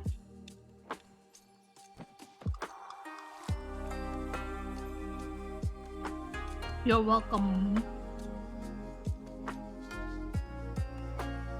Oh my god, wait. Did I show you guys? Did I show you guys? I think I didn't. I don't think Dango have seen it yet.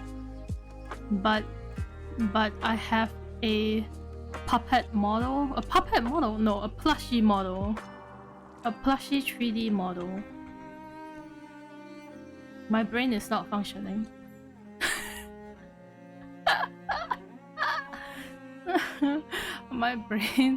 My brain never working, really. Why is there a food fry?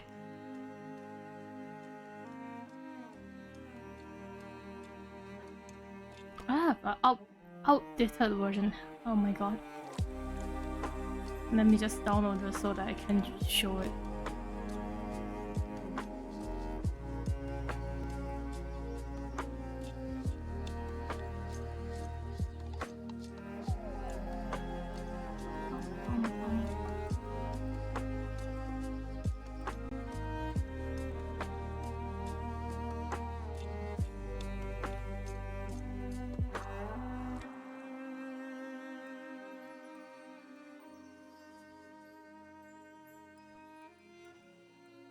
Okay.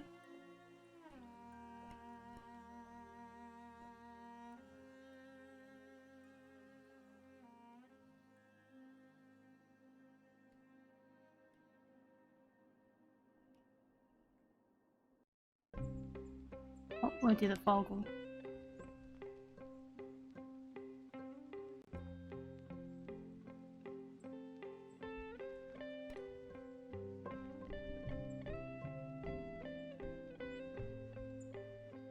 also getting tired because you're becoming a grandpa. Dango? A grandpa? Hmm.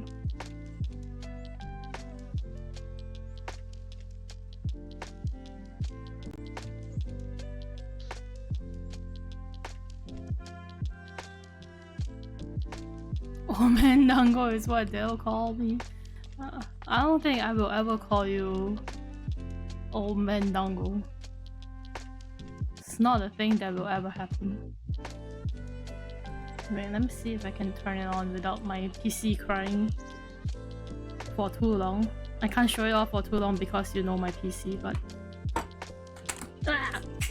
My thing, it dropped! It's fine, it's fine.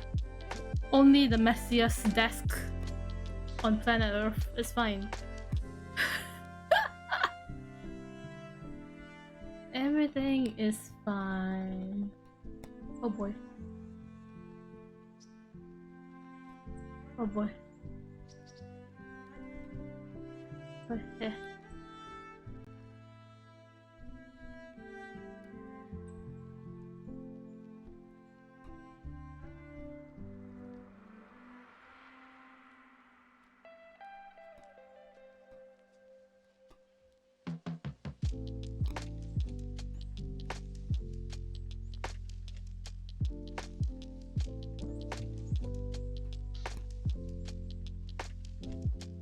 Hey.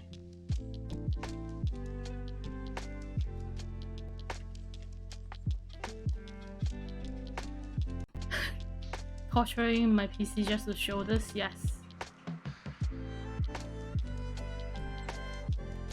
Now...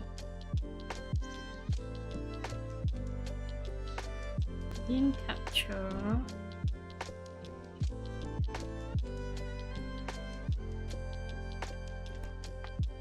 There we go. Oh, it's a plushie.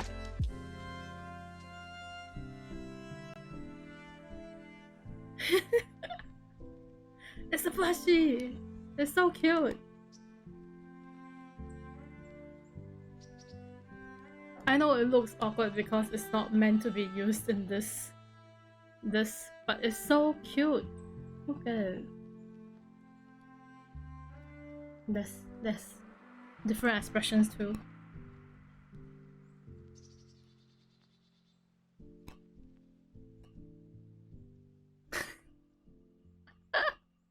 It's so cute.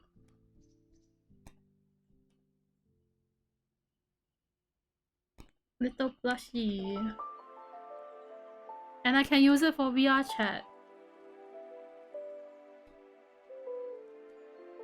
Hey, goodbye. Goodbye 3D model. Ah. Isn't it so cute?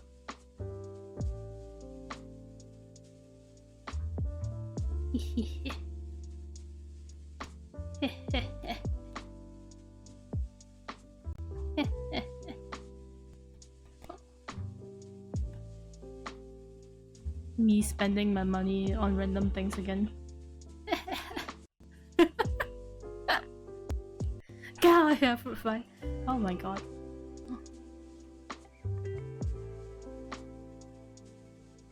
If you guys wanna know who is made by, I mean, most of my friends probably already follow them on Twitter, but it's made by, I can't pronounce their name.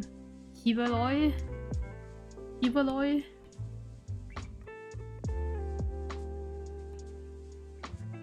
Yes.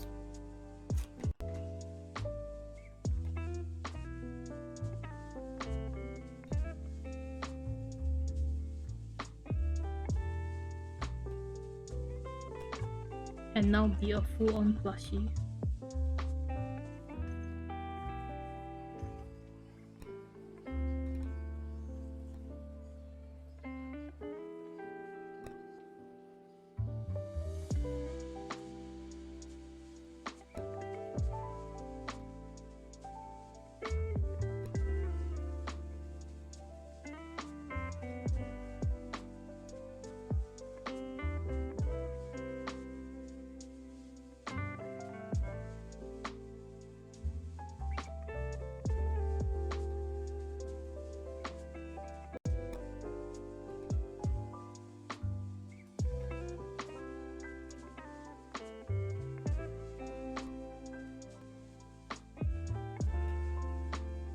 Right, it's so cute.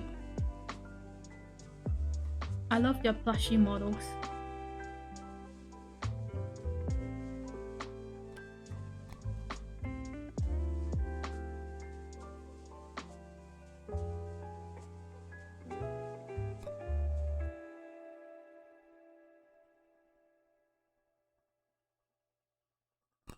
Can't wait to use it when I decide to stream more VR chat shenanigans.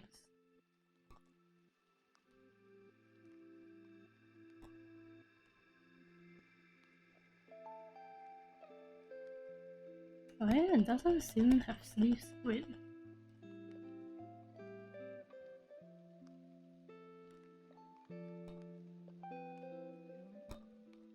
Syun.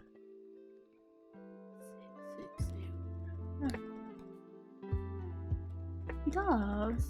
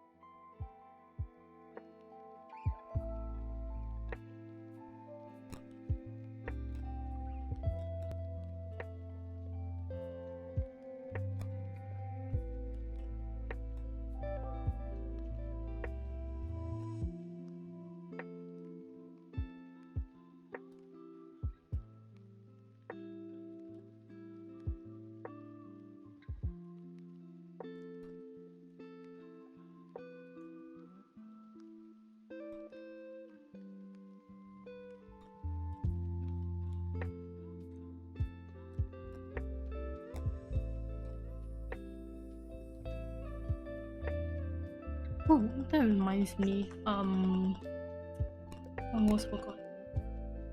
Do I have a file?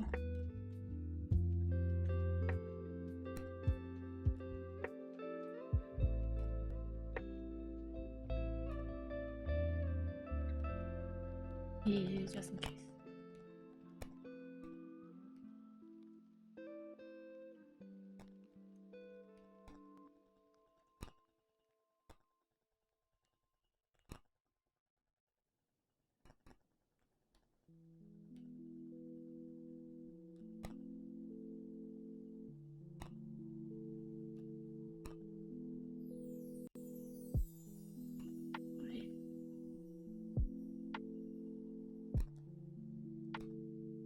Look on this later. Just write down what I need to do.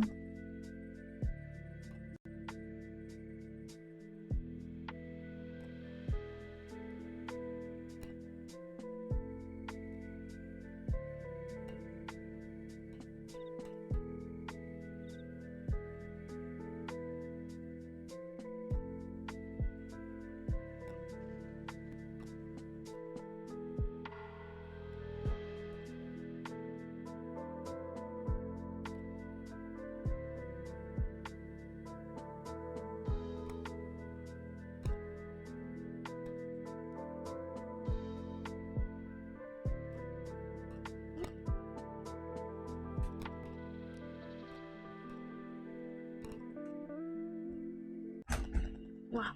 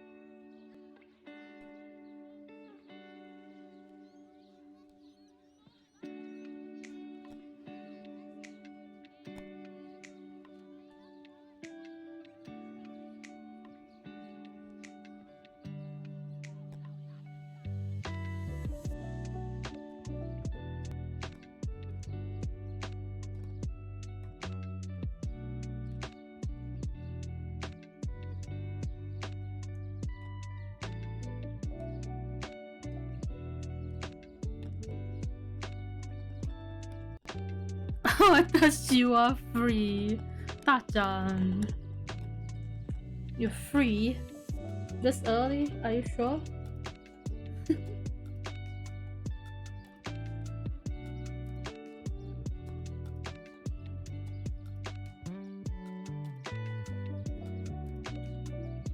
How am I?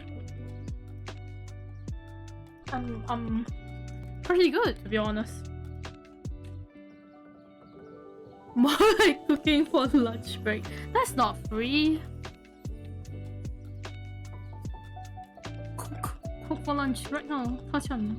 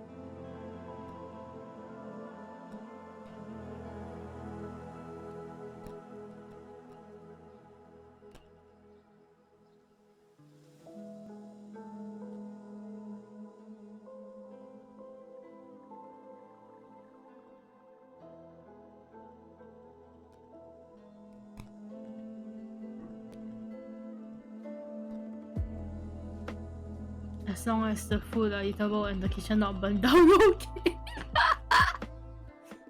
Is my kitchen survival? Hey, you're cooking in your own kitchen. What do you mean my kitchen? Don't burn down my kitchen. My kitchen don't even have flames.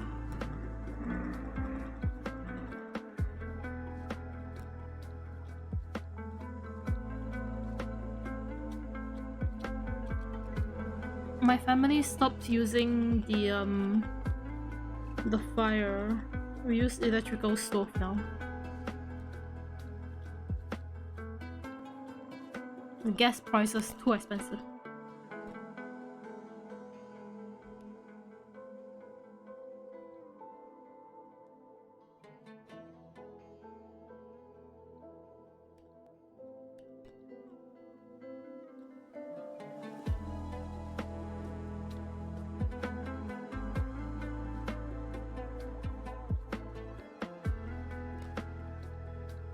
I use your flamethrower, I guess. Guess those are I'm not too used to it. Wow. So you prefer to use flamethrowers instead of electrical stoves. I see. Fellow flamethrower enthusiast.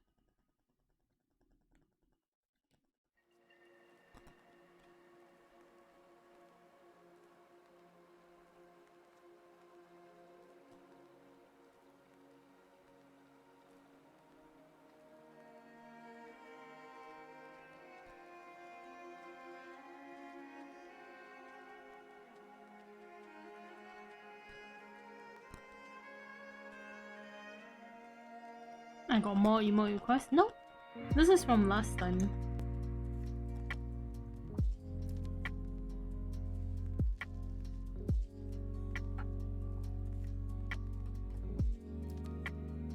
They requested it last time, but I didn't finish it. So I'm doing it now.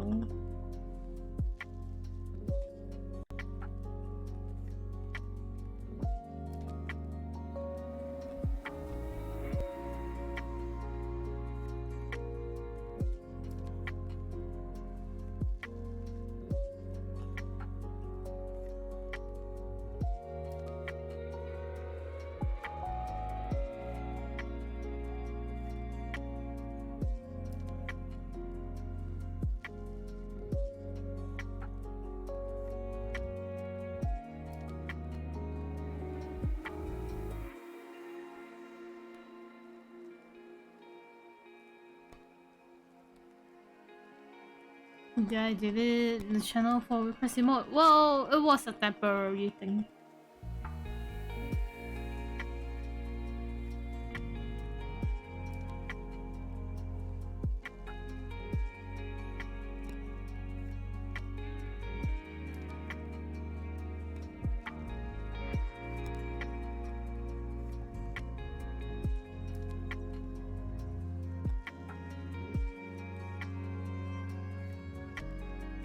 Why, do you need something from the channel?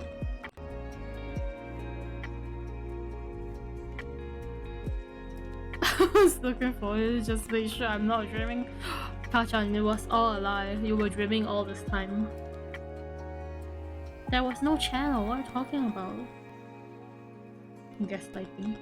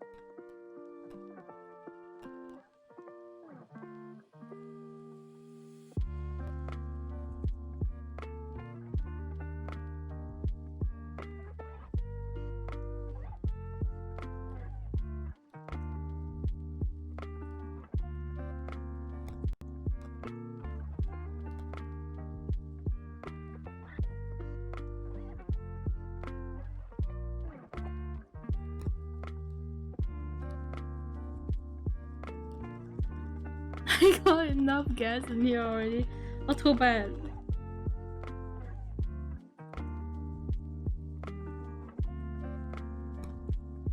There's even more now, too bad.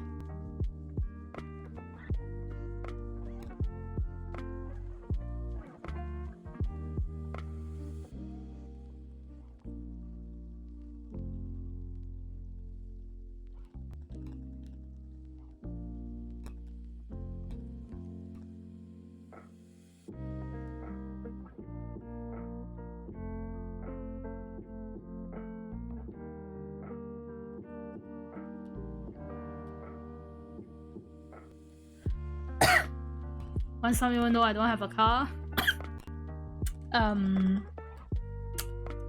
Can I douse you in the gas?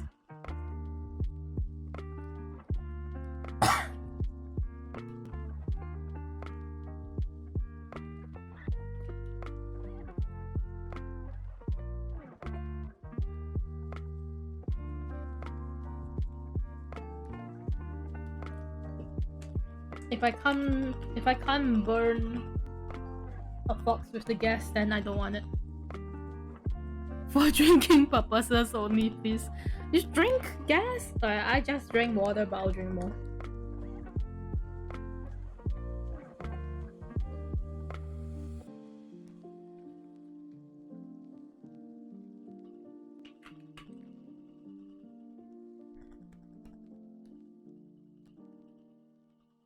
Tachan going to tell me that Tachan is secretly a car now.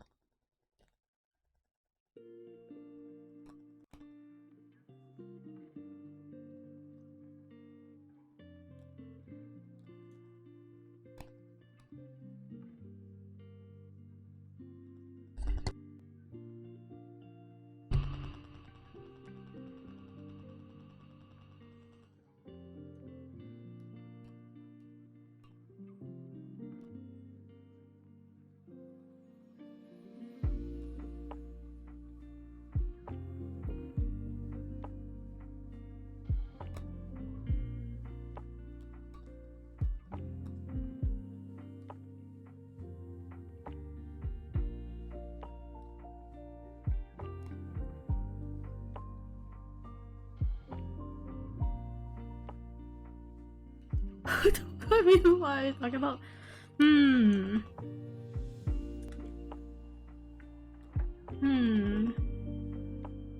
Tachan is a car.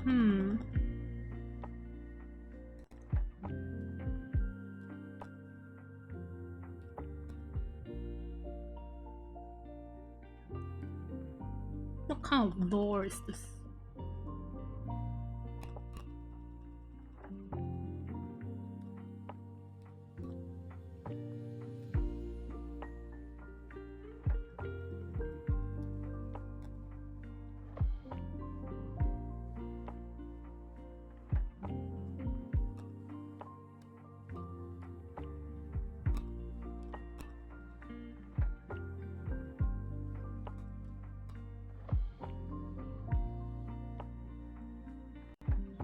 Now you know why Tachan got really personal when Syun prefers house over car. but Tachan, in Singapore you would prefer house over car.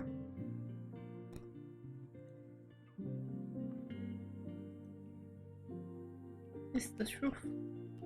I didn't draw anything else. Oh, it's over here.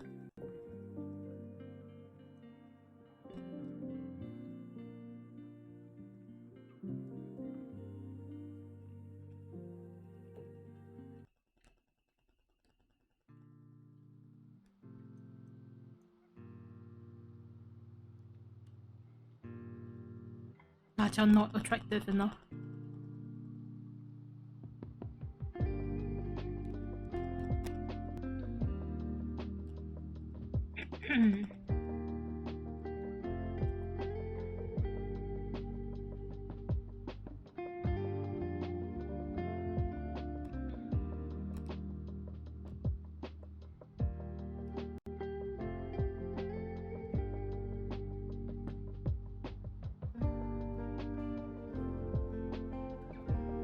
Tachan, do you know that cars over here can only be driven for 10 years? After 10 years, you have to sell the car. But houses over here, at least you can own them for 99 years if it's a new house.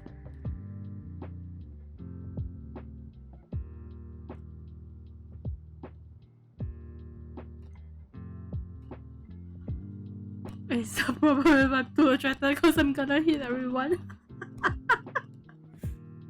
You can't have an older car than 10 years. Yeah, not in Singapore. Cars only last for 10 years here.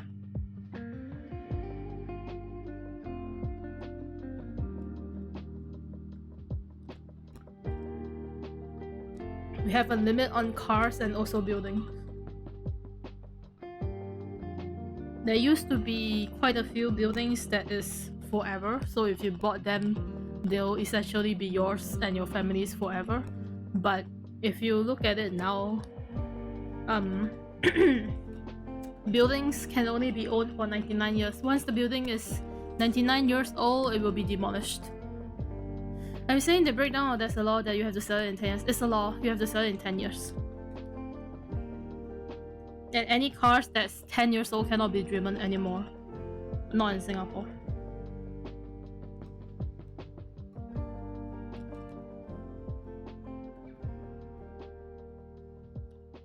It makes sense to us because our country is really small. So they basically regulate it that way. So both the car and the license to own a car and drive a car is 10 years limit. So once the car is older than 10 years old, it's gone. Goodbye. Yeah, you'll never see any classic cars in Singapore. It's never gonna happen.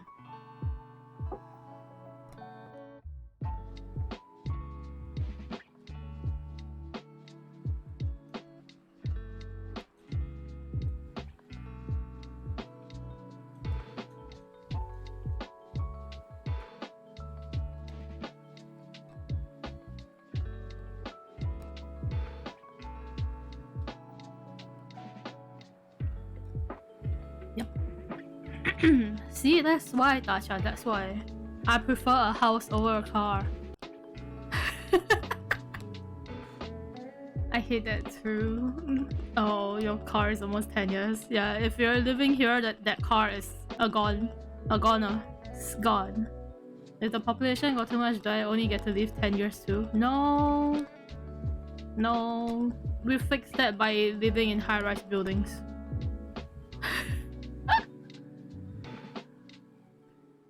No, see, so car is 10 years. Houses, the high-rise buildings, the houses is 99 years. Which do you prefer? They cost the same. Like, they cost almost the same. A car might actually be more expensive than some of the houses here.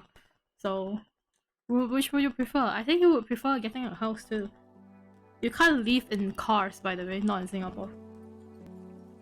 So like if you're homeless, then good luck. Your houses are only 20k? No, depends on what kind of house you buy. It's time for naps. Oh yeah, it's your lunchtime now. Sleep well, bobok. Have good nap. Depends on the houses. We have like...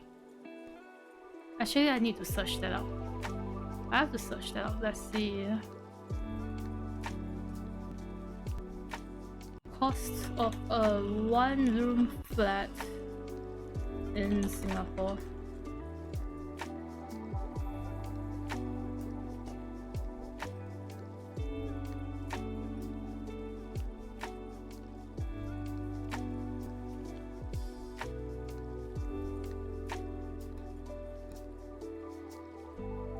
What happened to the HDB?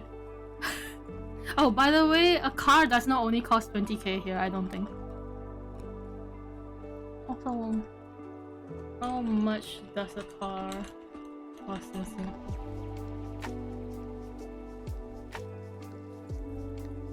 That's the COE.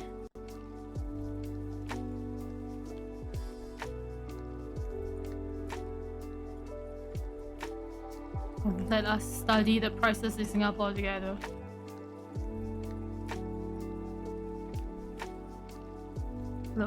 So, purchase price. Okay. Oh, purchase price, right? 120k for a sedan, 135k for a small SUV, and about 190k for a luxury car. And then we have to buy a COE, and it's basically the license. Okay, the license to own a car. So apparently the COE is 80k right now. After everything, it's like another 100k. Okay, so cars in Singapore expensive as fuck. Because you need to buy the car, and you need to buy the license or the certificate to own the car. Okay? And then the houses, on the other hand, BTO is essentially once you reach the target age, which is 36 years old, you can apply for a BTO, which is basically new owners. Right, you've never owned a house before, you're 36 years old, you can try to enter a raffle sale for a house. And they don't have one-room flat for some reason. I guess they're not making any more new one-room flats. But look, two-room flat is 90k to 162k. That's a lot cheaper than buying a car. And you get to have a two-room flat. And with the amount that you spend on the car, you could probably get a three-room flat. If you spend a little bit more, you get a four-room flat. Oh, why would you want to buy a car? See, prices in Singapore, okay? Cars more expensive than houses. So you'd rather buy a house than buying a car. Also, car is 10 years. Remember that. Both the car and the certificate to own a car is 10 years only. But new houses are like 99 years old. So you could own the property for 99 years instead of owning a car that's 10 years old. So, yeah. don't buy a car in Singapore. Unless if you're filthy rich, then good for you. But it also makes sense, the price, because if you see, we don't usually have a lot of traffic jams or anything. It's because they limit the car as so.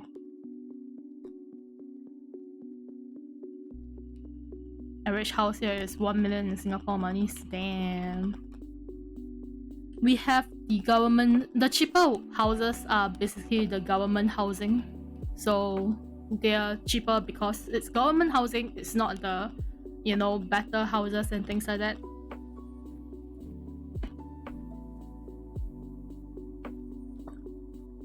Which honestly, it doesn't really matter in Singapore because government housing is pretty damn good. I live in a government house right now. It's pretty damn good.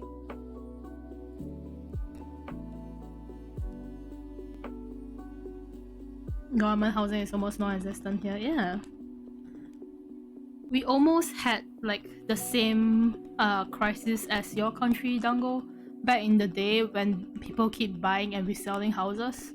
But our government put a stop to it. So even though, to be honest, the house prices did get bumped up by quite a lot compared to last time, but we were lucky that they put a stop to it quite early. So even though the prices is bumped up, it's still not that bad. I hope you fix that here. I hope so, but I don't know if they can. I saw the prices of the things and I don't know if they can. It's gonna be so difficult. But yeah. Right.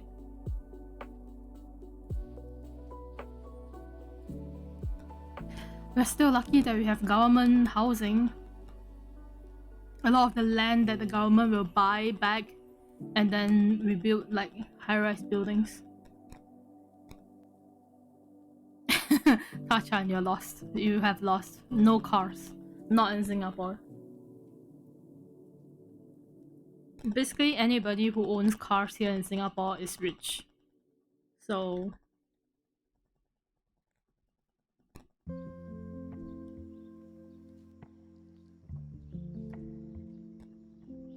it's also why I don't have a driver's license. Because there's no point in getting a driver's license. Not for me anyway.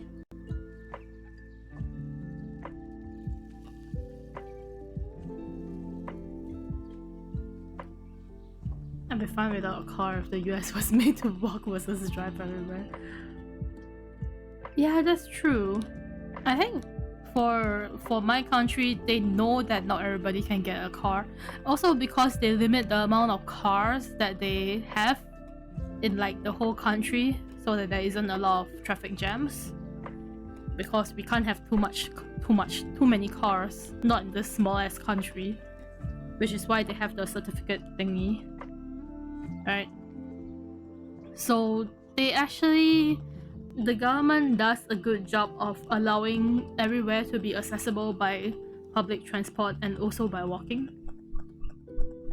So our public transport, like the bus station and all that, always has shelter for rain and things like that. So it's pretty good. Honestly, it's pretty good. Plus our country is really small anyways. So public transport is fine. And if you wanna, you know, have a car to drive you around, just hire a taxi. Call a cab. Take the cab. Easy. You don't need a car. You don't even need to drive. You get driven around.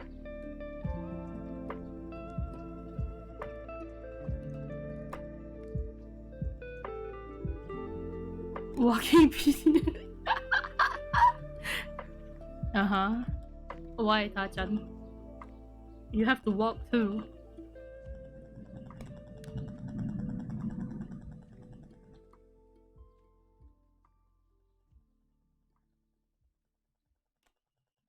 there's a term here called bus 11.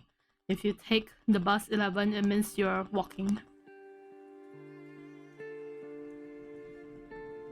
I don't know when it came to be that way, but when people tell you that they're taking bus 11 here, they're walking.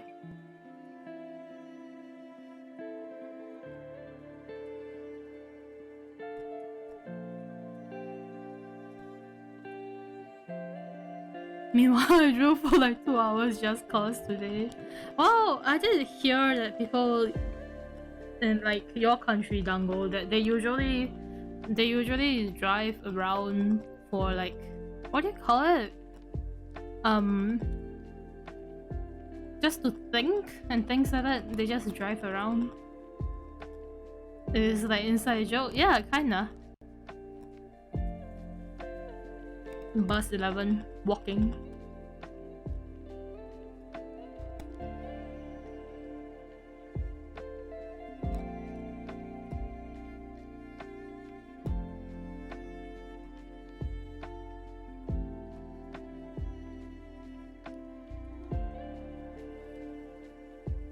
It's nice to go out and just decompress with the wind in your hair with the windows down.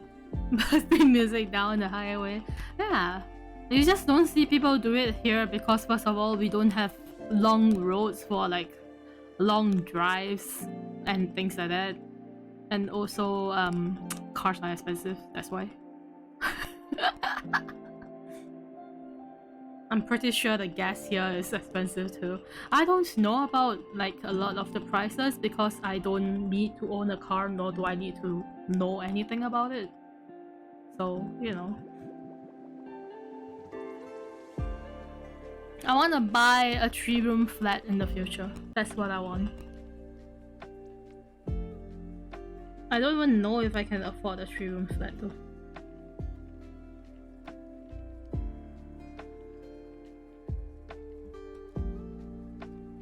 The houses here are getting smaller because you know, not enough land. So the houses are getting smaller. My current house is a pretty old house. It's about 40 years old, I believe. In a 99-year-old building, it's about 40 years old, and because of that, my house is actually pretty damn big for a 4-room flat, because in the older times the houses are bigger in size, and now the 4-room flats are so small. They built a new building in front of my building because there was empty land there, so they built it into like a few buildings for new houses, right? And because I live on the 9th floor, I can see what their layout is like. It's also a 4-room flat, but god damn, is their house small. And basically decreased in size by a lot. It's new houses gonna be so small. Which is why a lot of people just prefer to live in the old building. But you know, you sound like you know a lot. I Google them. Everything can be figured out if you Google it. This country is so big. It took 20 hours to drive here from my last date. And then your friend drive you all the way to your new house. House review. Well, when I finish renovating my room, I will take picture and show it. You'll see how big my room is. It's actually, I would say it's pretty big for a room, honestly. So after renovation, I'll show it. Not all the way. I still drove like 8 hours straight. I cannot imagine doing that. I actually can't imagine driving. It's snowy in the mountains. I never really drove in snow. Ooh, that would be dangerous. I heard that driving in snow isn't easy. Slippery and all that.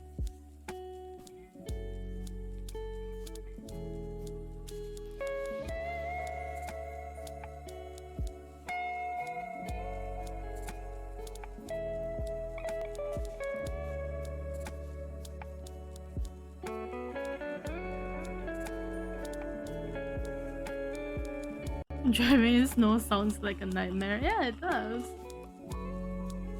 Well, now you know why. Now you know why. As a Singaporean, I don't want a car. With a car, I could buy a better house. The price for a car, I can buy a better house.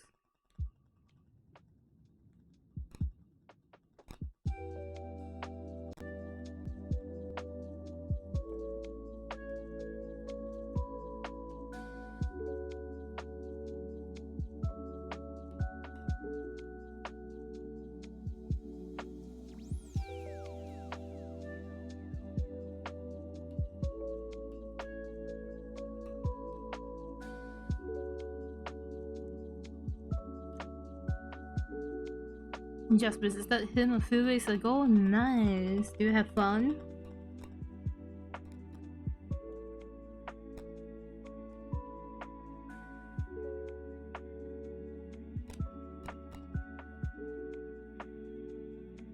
$40K your money, you can get a car.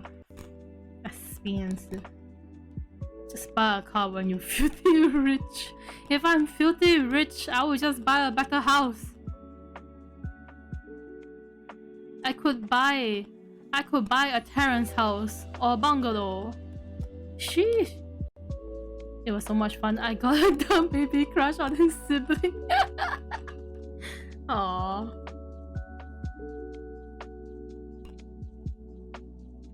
You must have had a lot of fun with the sibling too then.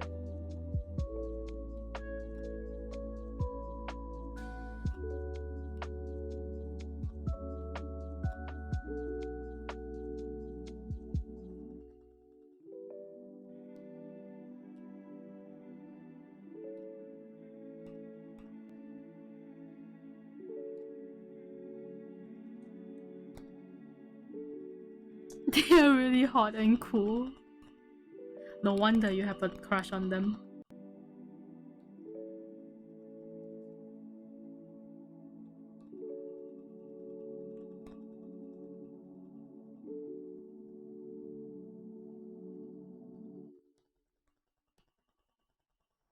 Okie. Syun.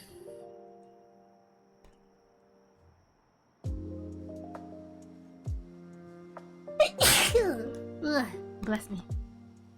I should have said excuse me. What did I say bless me? What the hell?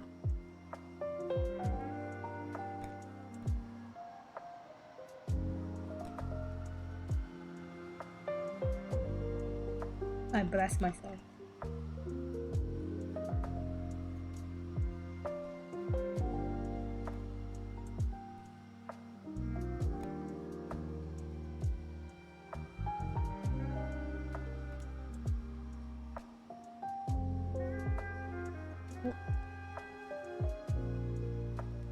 Alrighty.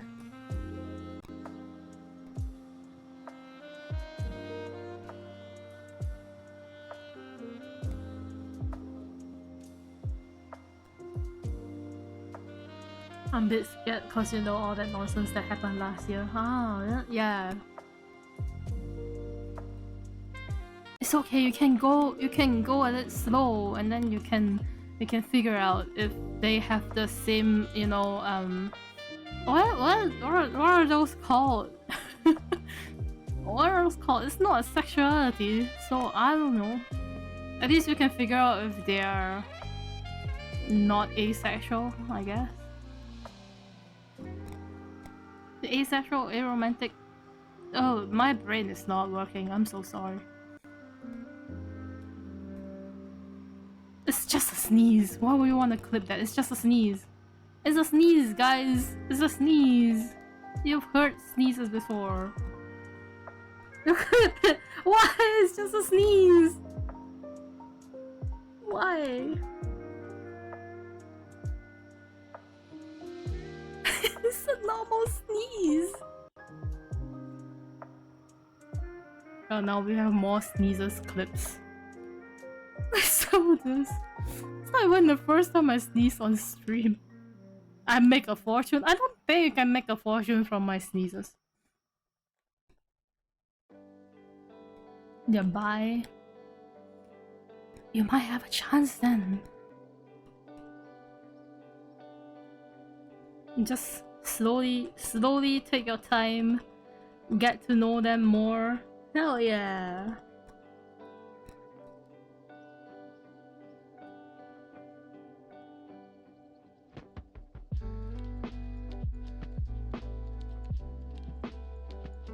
They seem to like you. That's good. That's already good news right there.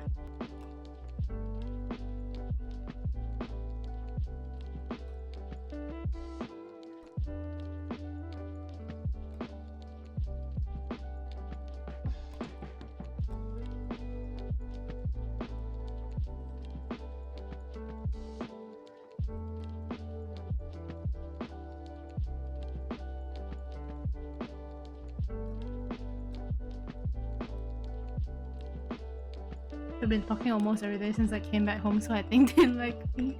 Nice. Now you can take your chances.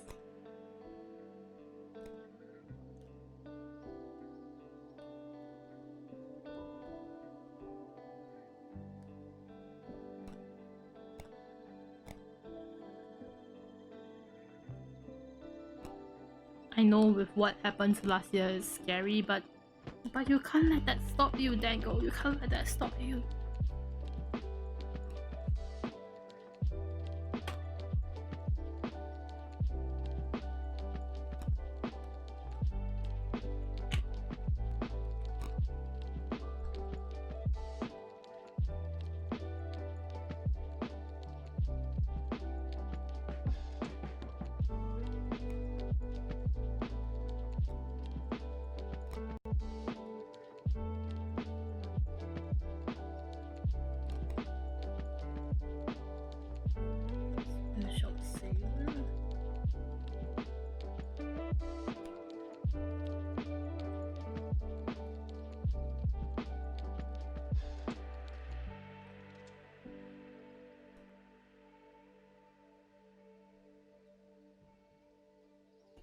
I'm just a bit anxious. It's hard to put yourself out there. Yeah, that's true. I like them a lot though, and I feel like I'm going crazy. It's fine, Dango. It's fine.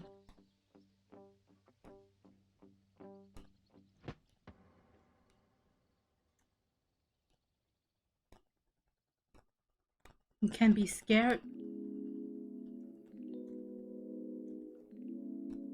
but you know, you're still doing your best to walk out of the scenario that happens to you. I'm sure you'll be fine, Dango. Take your time.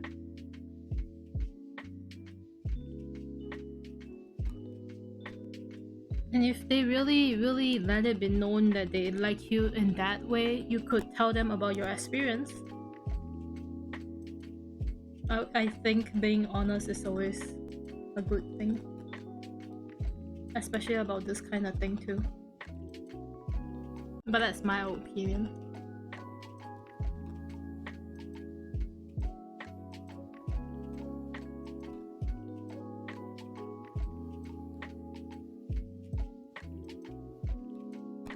Did talk to them a bit about it. That's good. I don't know why I said it as like dash good, but that's good.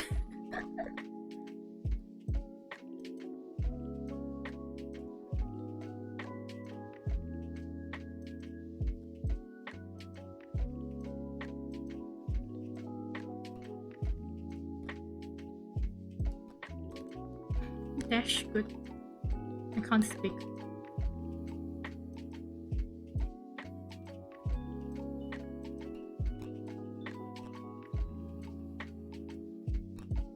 My dog is fighting in the sleep. Oh no, it's having a nightmare.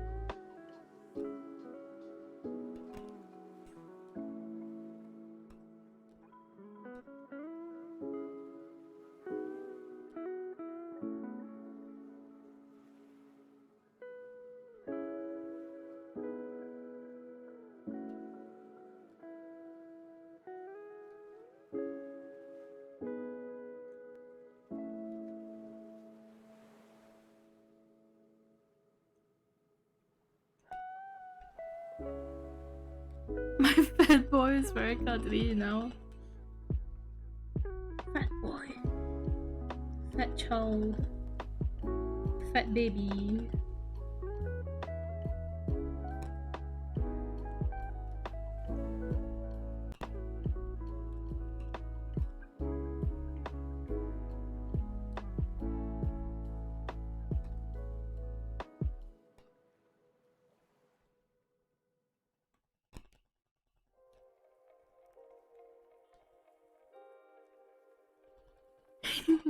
A fat baby.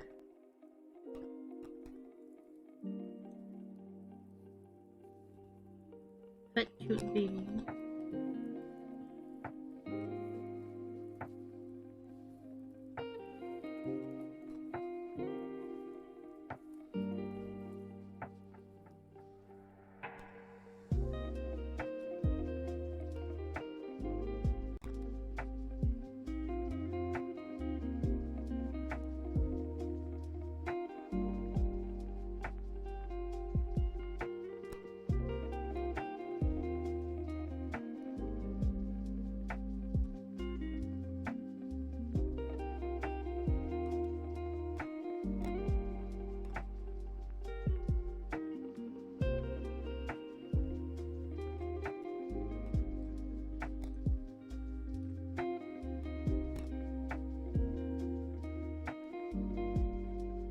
I was drawing something for her friend, now I'm stuck under a dog. And your prince is like, no draw, pay attention to me. Dad, pay attention to me, Dad. Dad.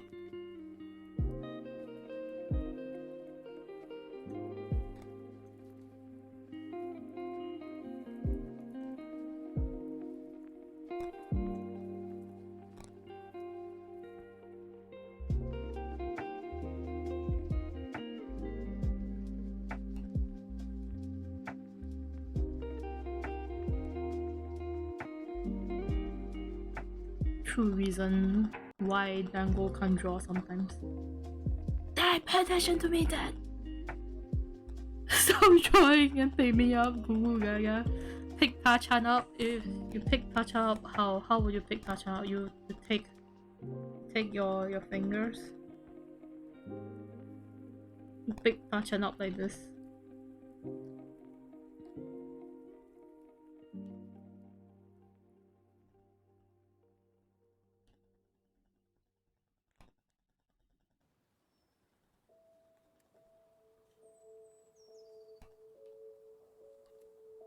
This is Tachan.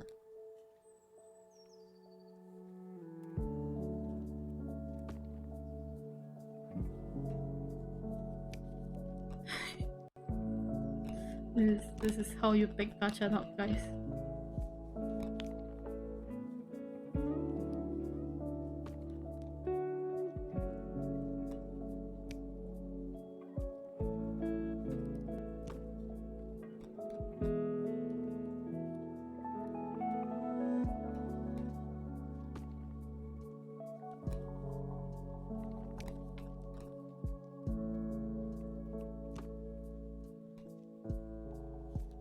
There you go.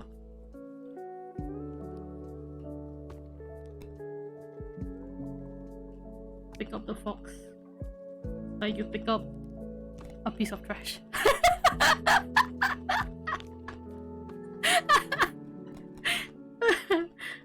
Sorry, Tasha, but am I truly sorry?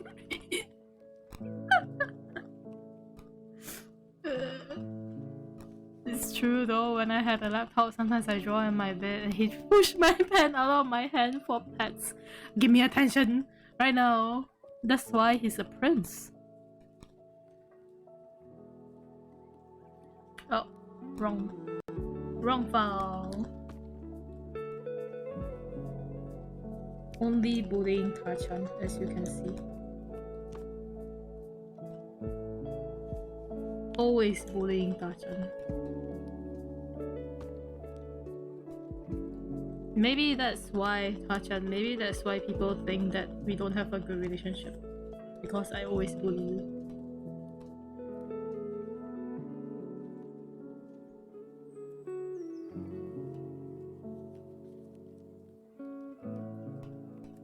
Drawing on blade is so nice, but back pain. Buy yourself a bed table thingy.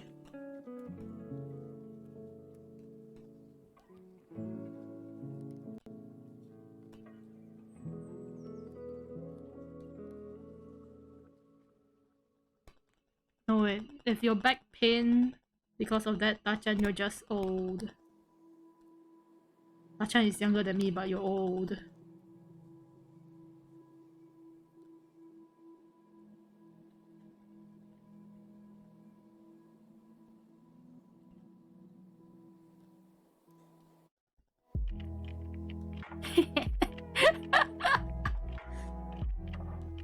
%100 bullying.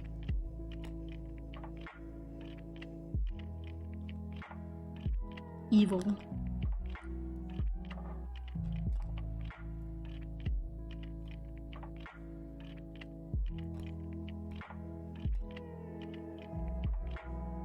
This is revenge.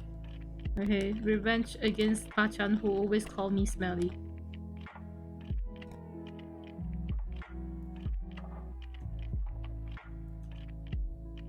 Also revenge against the Tachan who draw me dead like I don't know how many times. How dare you? How dare you? Remember you complain about your back? I'm gonna go crazy. Well, I always call myself old. You guys were the one who doesn't accept the fact that I call myself old.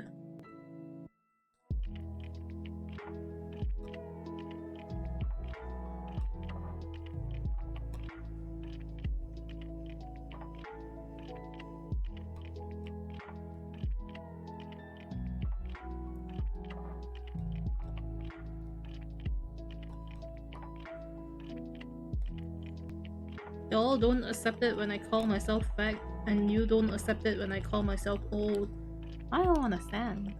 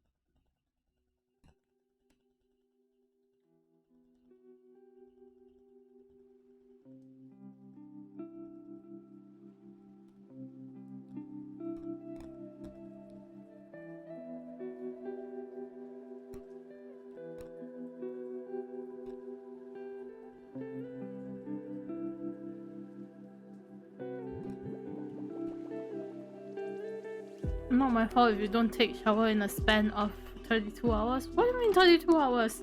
I slept for 23 hours. You can't shower when you're sleeping. You're telling me you can shower when you're sleeping?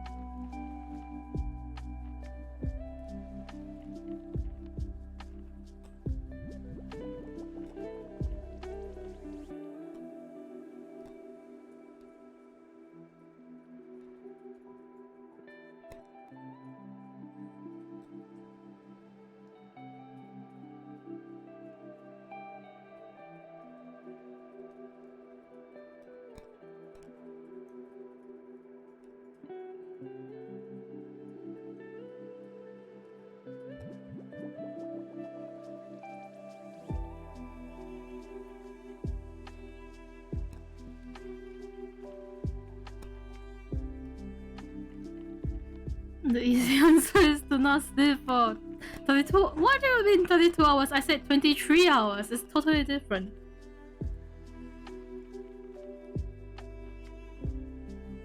Also, it's not like I wanted to sleep for that long, okay? My body did that by itself. It's not my fault.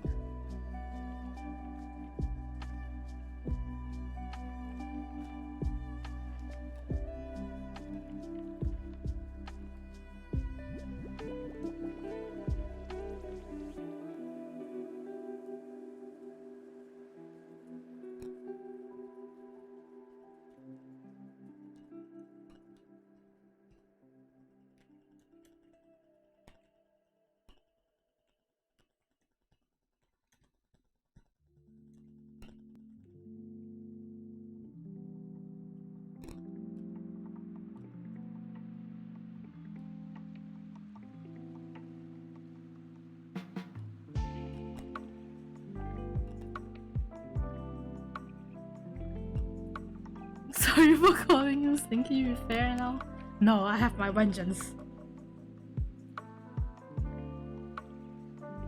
You're forever getting bullied.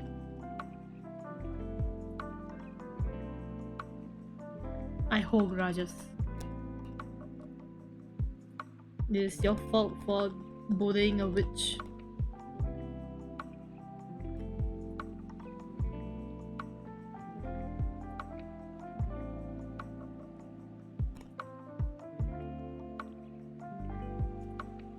Don't think that I didn't see that you still put me as a will on your channel, Tachan. I see. I saw it. War. I will have war against you. How dare you?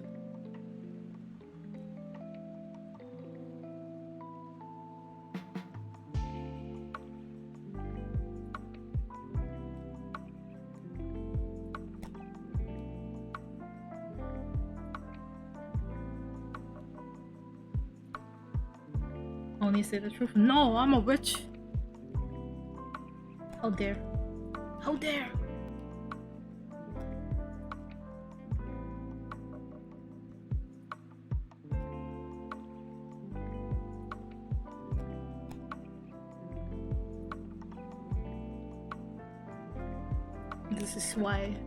This is why there will be a never-ending war against you, Tachan.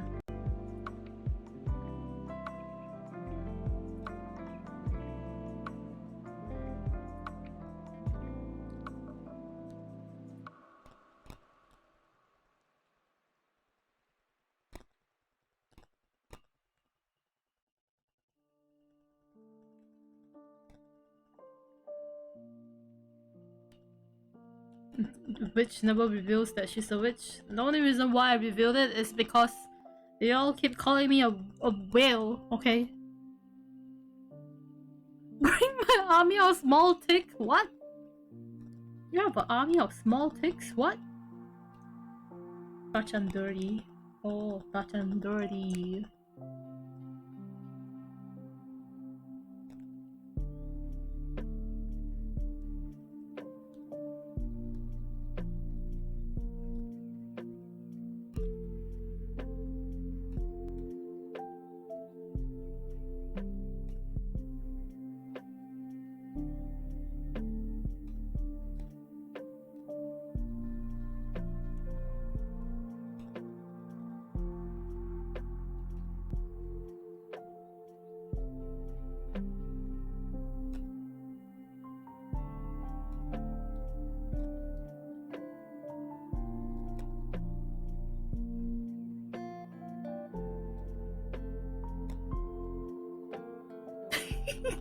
You show them every day, what? Tachan, you dirty.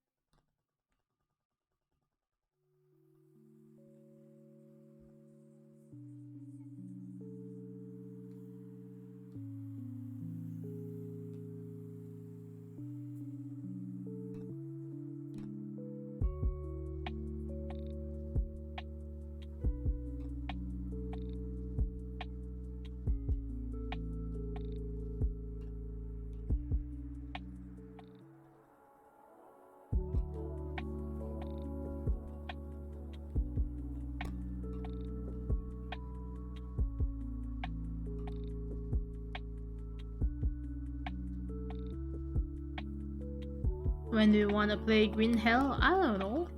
When you're free, Tachan, when you're free. You're the busy one.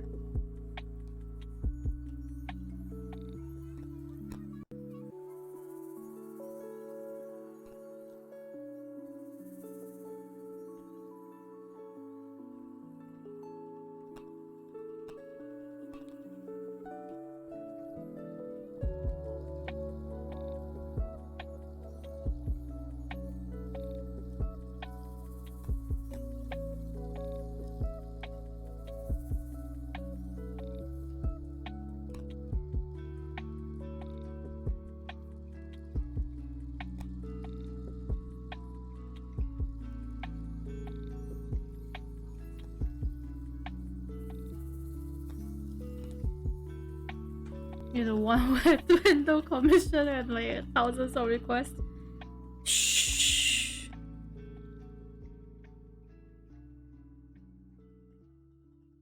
Shh. Quiet. Shh. We don't speak about it.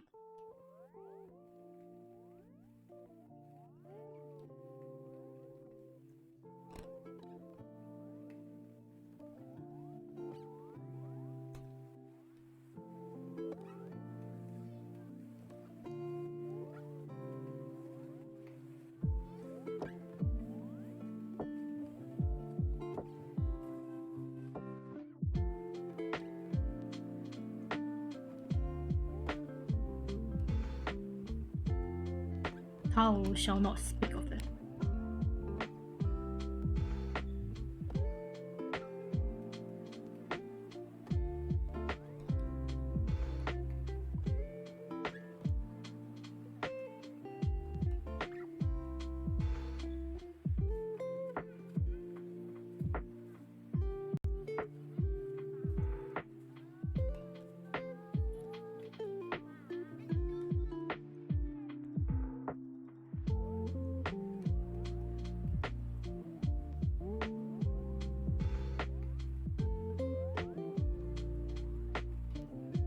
I must stalk you until I know your timetable.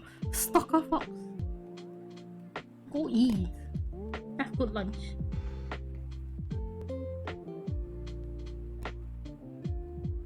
CD child.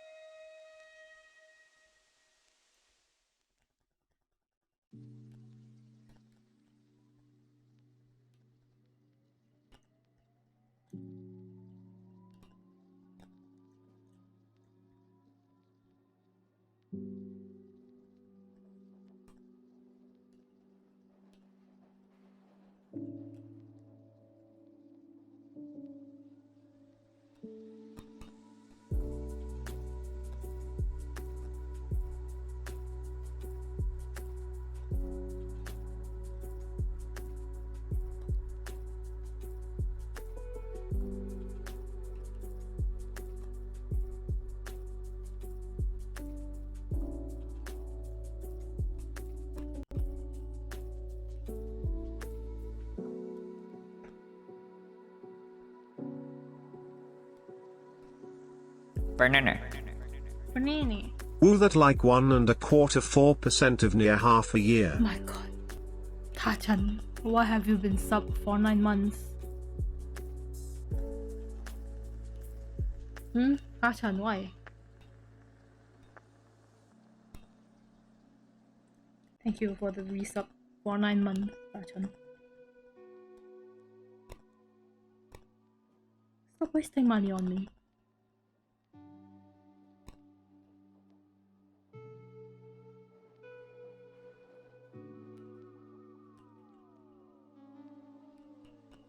Money room payment? What? You don't even live here.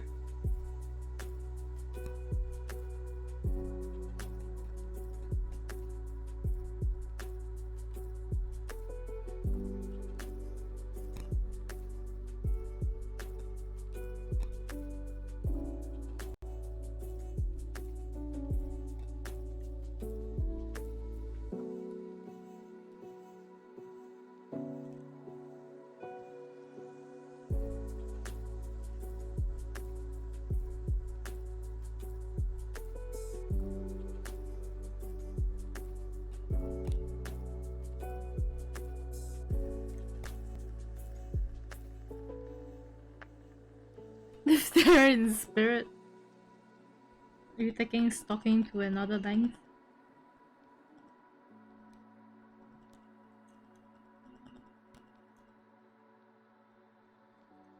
That sounds weird. I'm glad you realize it sounds weird. Hachan, you weird. I've finished your lunch already.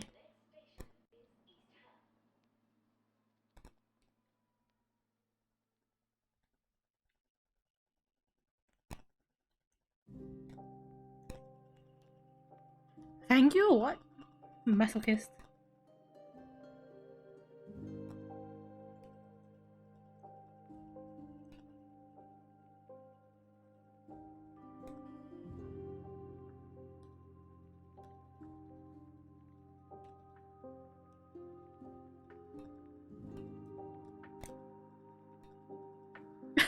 Stretch.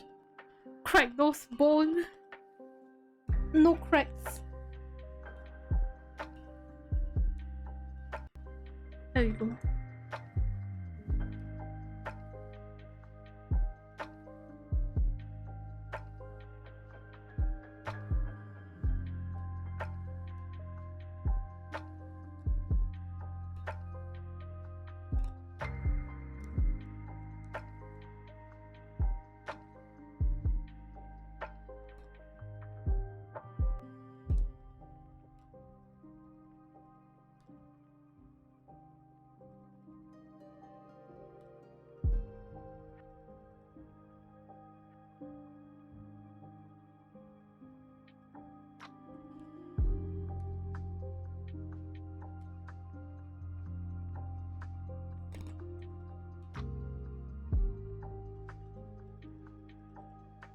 Cartwheel, whatever. Tachan, if I can do that, I'm not old. But I am, so I can't.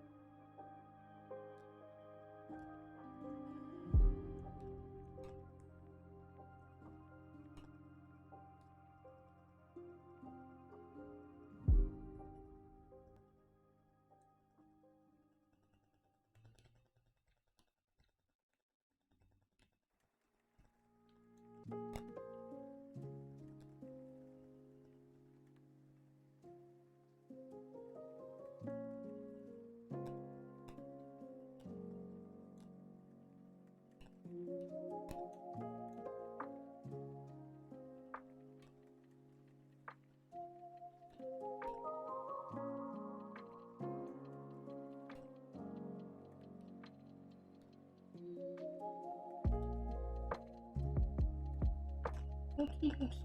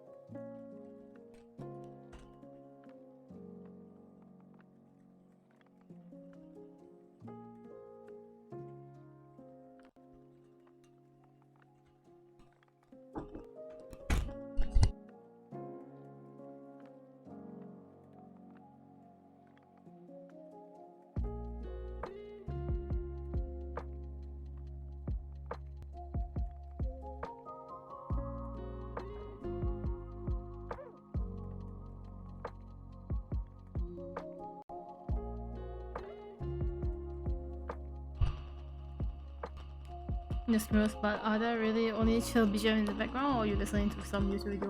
Well, currently I'm just listening to lo-fi. Just the lo-fi.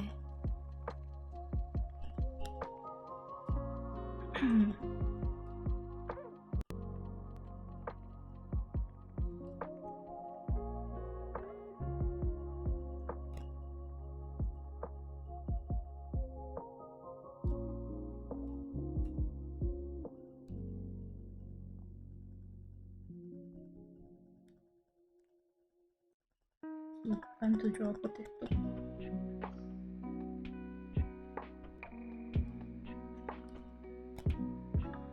Focus as much as I can be focused. Yes.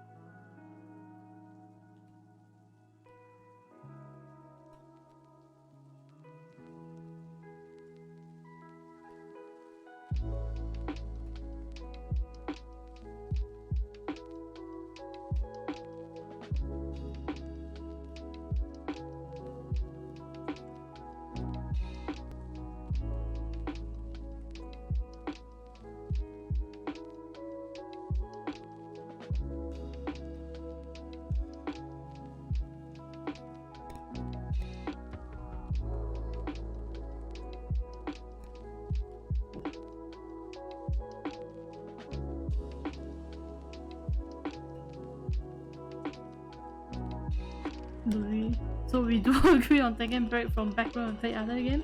Yeah. It doesn't always have to be the backroom.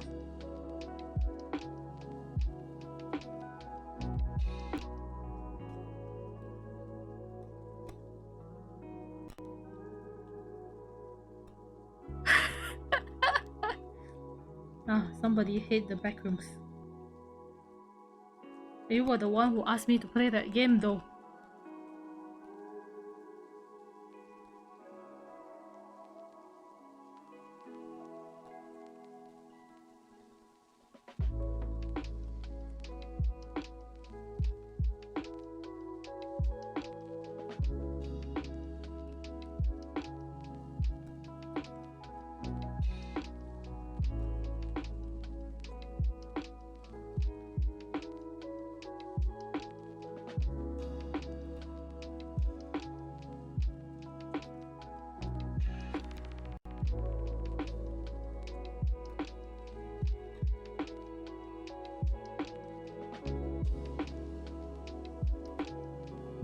%75% of the time, yes. What?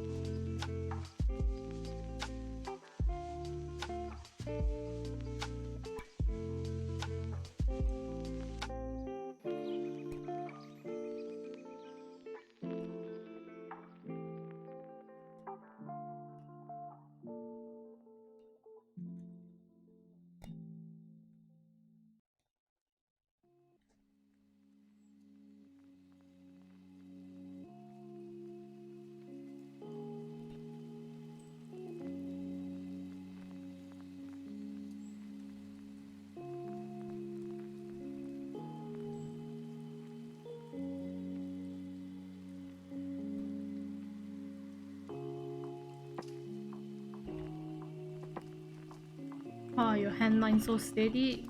Turn on stabilizer. Stabilizer. Turn on stabilizer.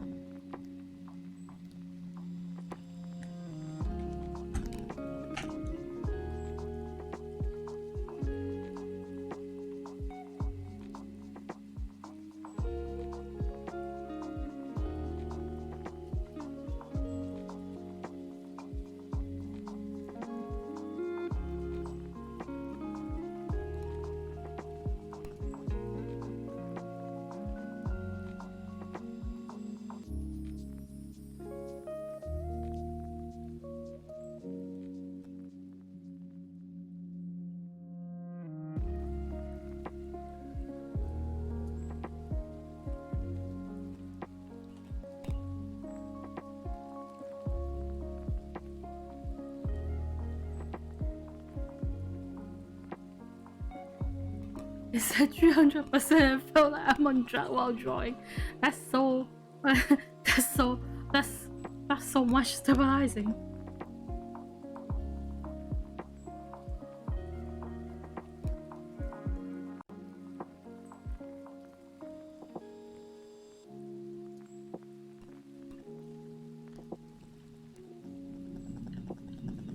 Mine is at 10.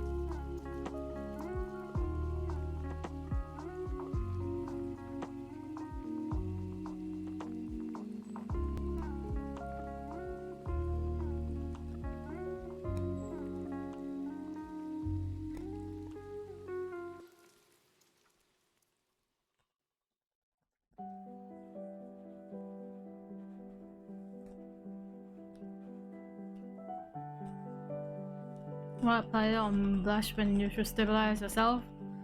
It's because you can't stabilize yourself. That's why you apply it on brush. That's why.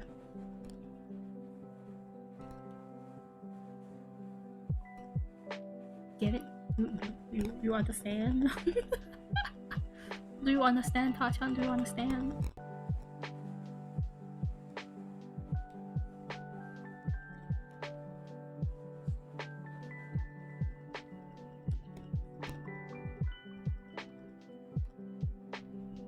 No. If I can have stable hands, I would like that very much.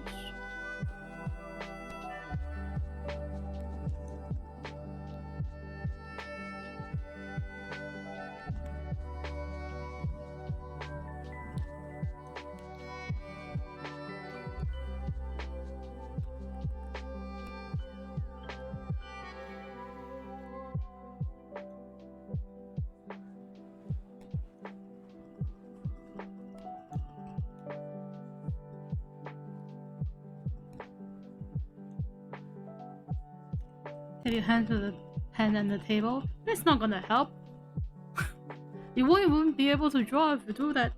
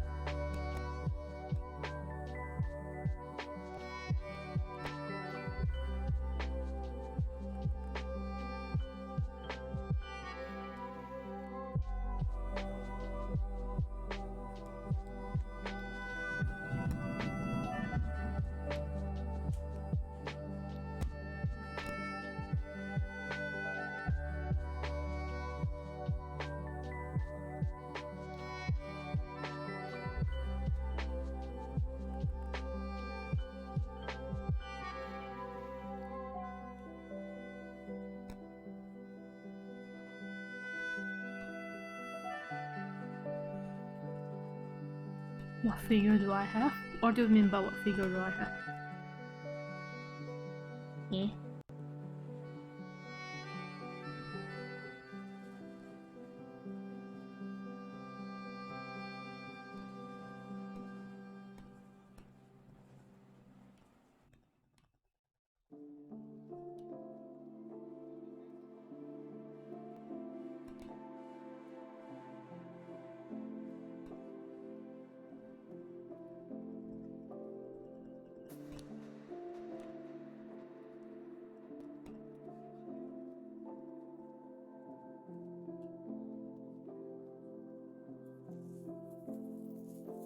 Oh, the anime toy thingy figurines. I have Gura. I have another Japanese VTuber called Kuzuha. I have the Jikoku Shoujo MI. I have 3 Mikus. And no, actually I have 4 Mikus. You know, Kimetsu no Yaiba Nezuko, I have that one too. I have quite a few.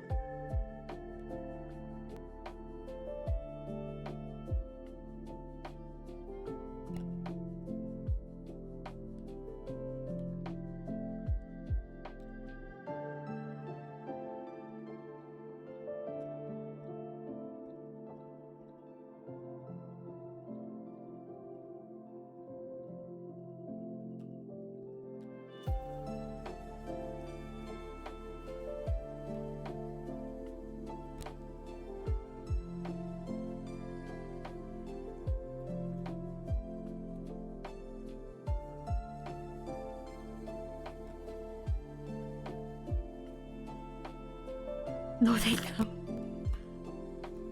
Yeah, I like Kuzuha.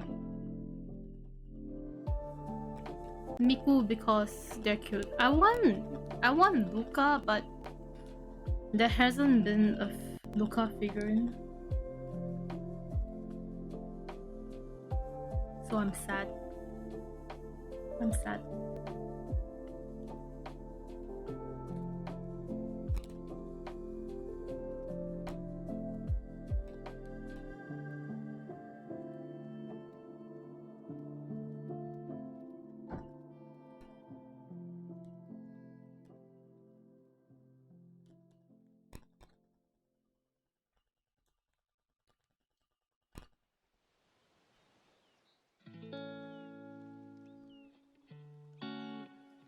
To 3D print it yourself.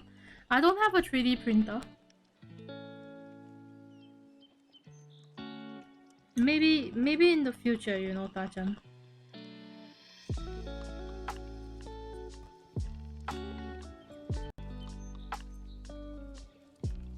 It's me after all. I cannot deny that maybe one day I'll have a 3D printer.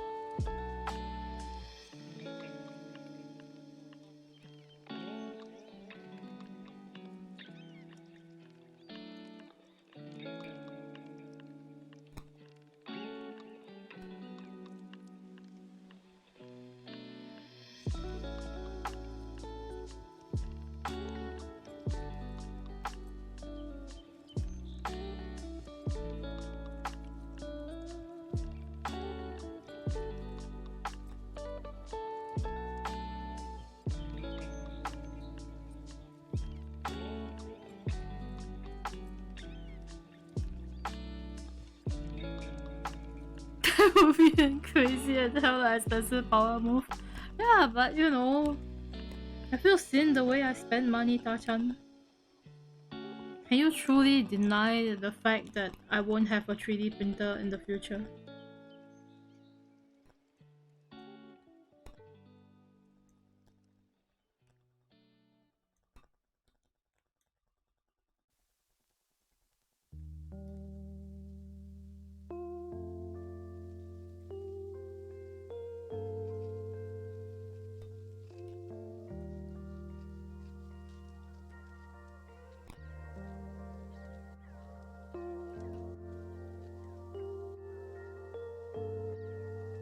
If you stop commissioning people every Friday.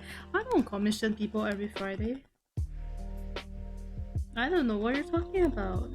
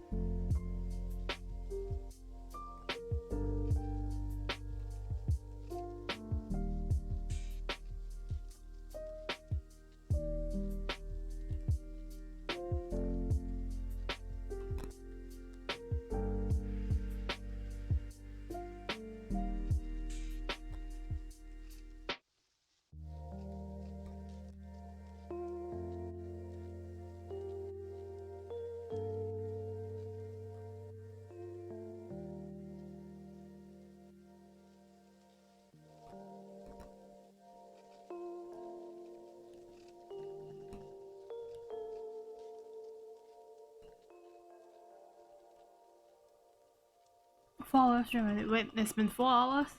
Jesus Christ.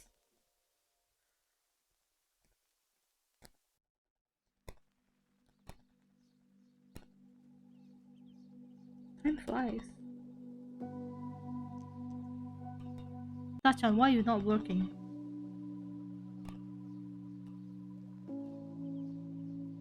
You're gonna get scolded.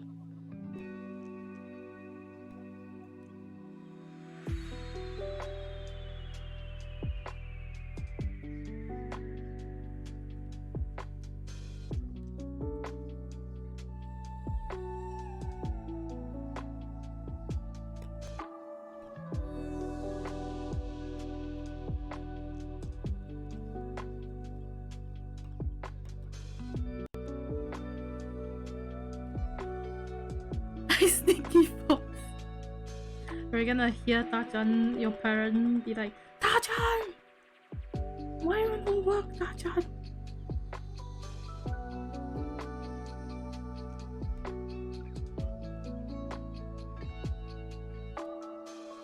Tachan, where you go, Tachan?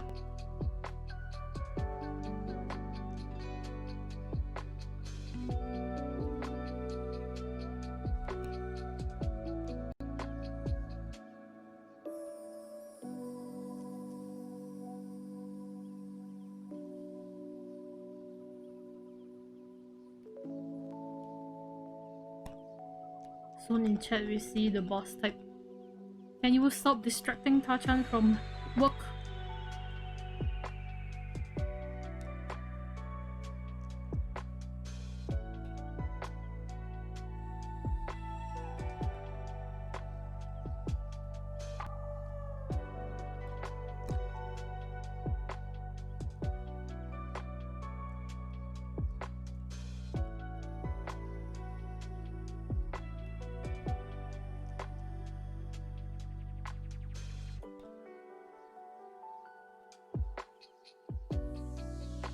Headphone and it's what that weird purple thing that kept making noise. Wow. Calling me a purple thing, eh?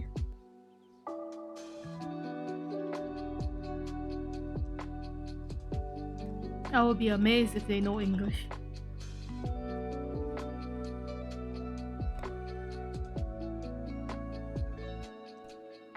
What if they be like, hi, yeah, Tachan watching foreigners again?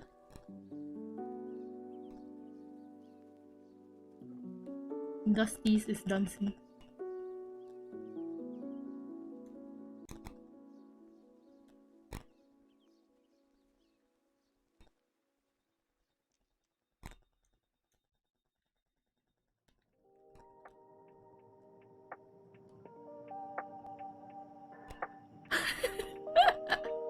That was so distracting. I forgot my nuggets. Oh no. Dusty, not the nuggets. Not the nuggets.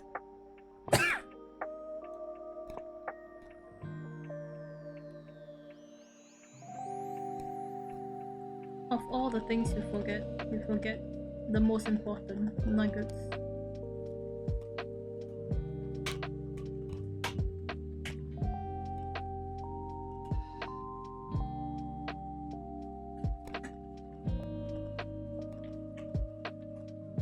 Poor Dusties.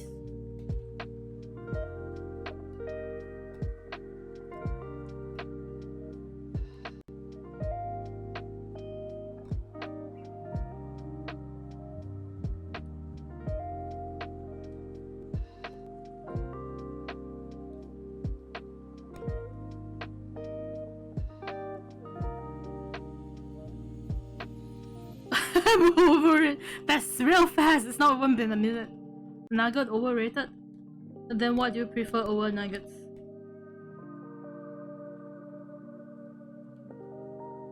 You didn't need the nuggets needed you instead?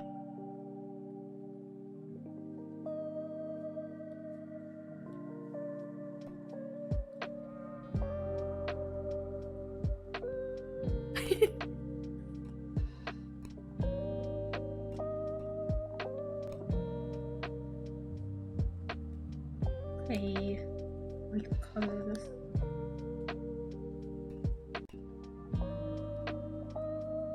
Useless nuggets. They needed me to cook and eat them. Prefer meat, but nuggets is meat. What?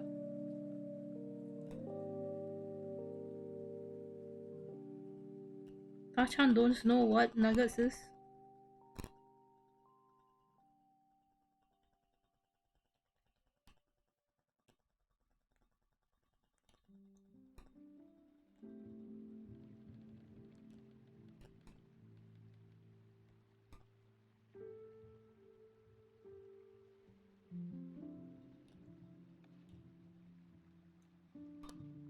No good meat?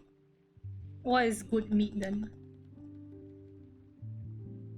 What is the true good meat?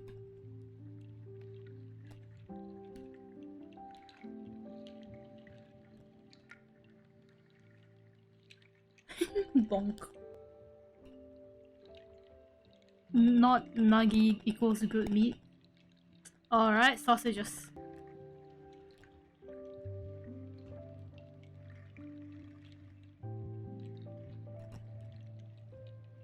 Is sausage good meat then?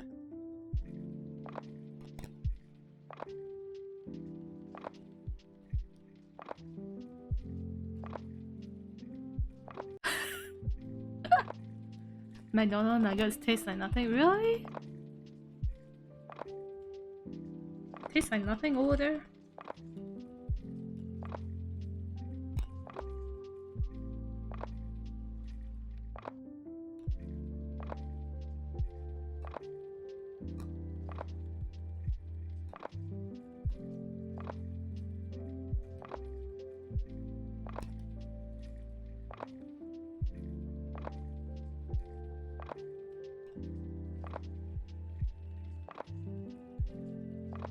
That I'd rather eat nothing than McDonald's nuggets and I'd probably be healthier.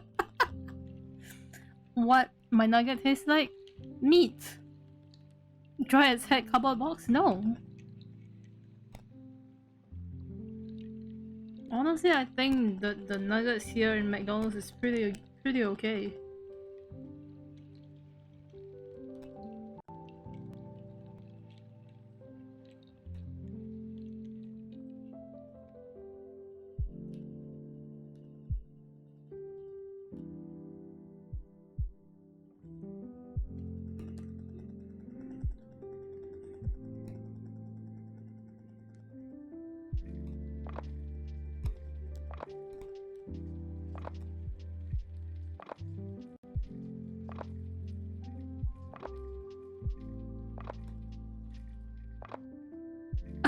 Good sympathizer. But it tastes like normal meat here. Can't be friends anymore, alright? I guess we're not friends now, we're enemies. Choco nuggets? What is choco nuggets?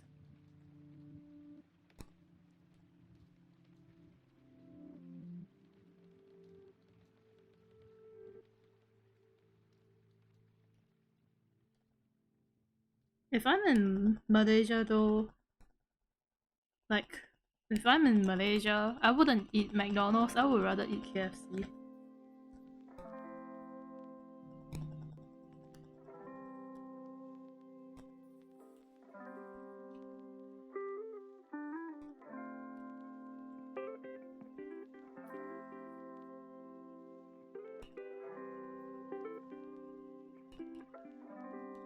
Chocolate in nuggets form. Never seen that. Honestly, never seen that before. The true villain appears. Why is that the true villain?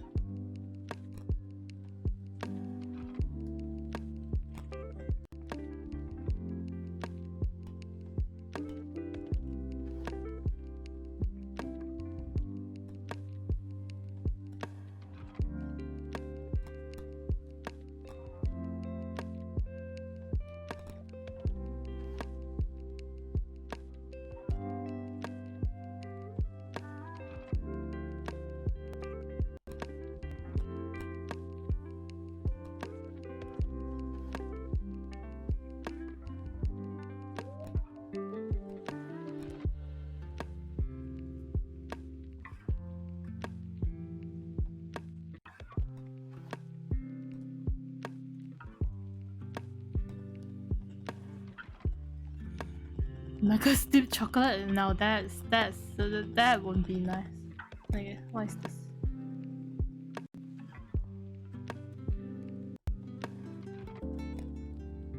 Oh, mallow nuggets. I like those too. Tasty.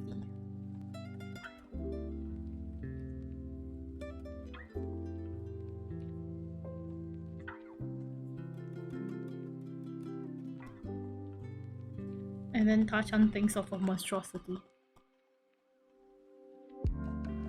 They taste like, wait for it, Milo. They do. They taste like Milo with condensed milk or something.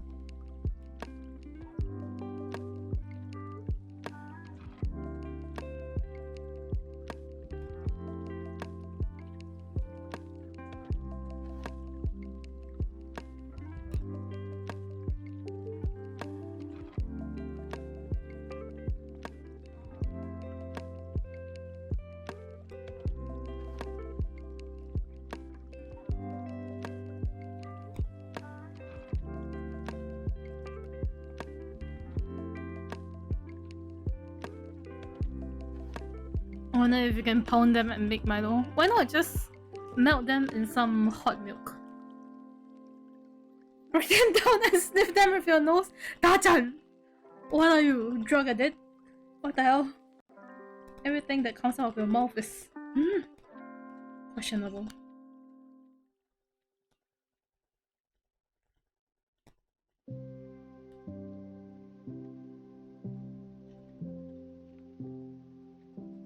Rachan having issues.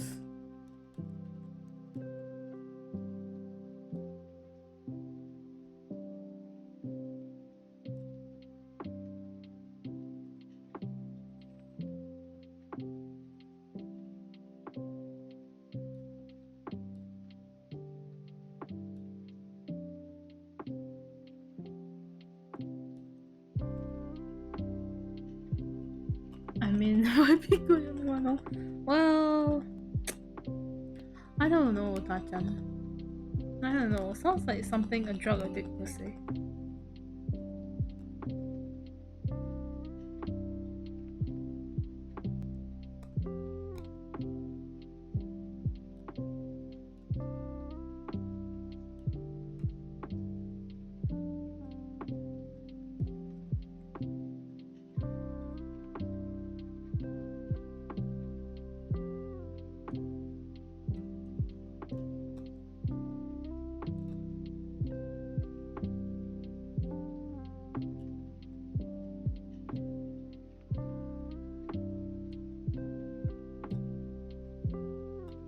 At least I'm eating something. What does that have to do with anything, Tachan?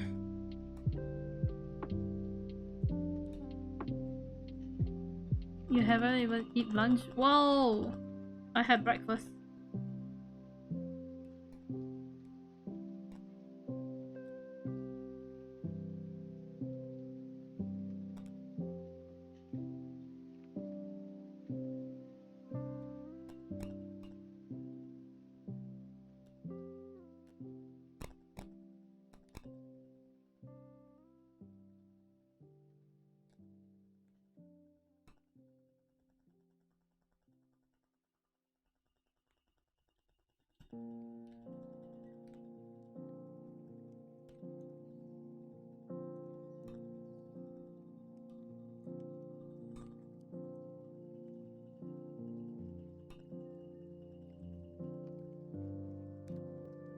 Tachan, try this thing called nothing. Sometimes it's pretty good. Yeah, don't take drugs.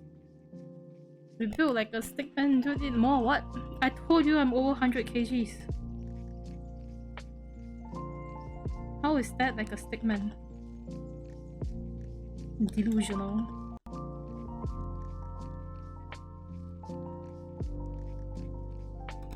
If anything, I'm built like a sumo wrestler.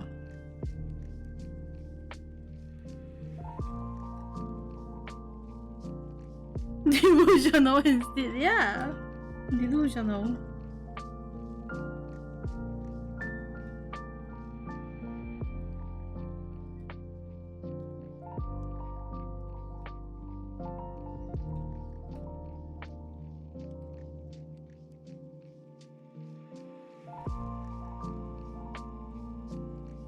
It's from all the Milo he snorted.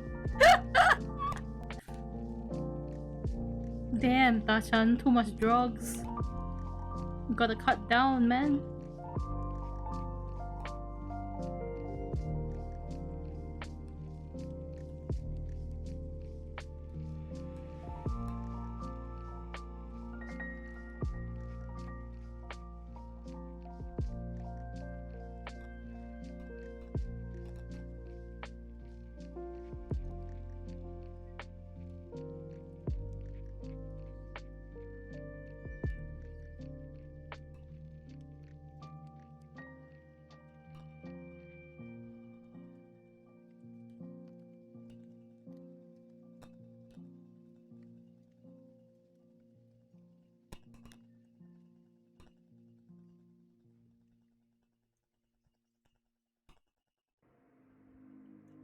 I only use these, okay?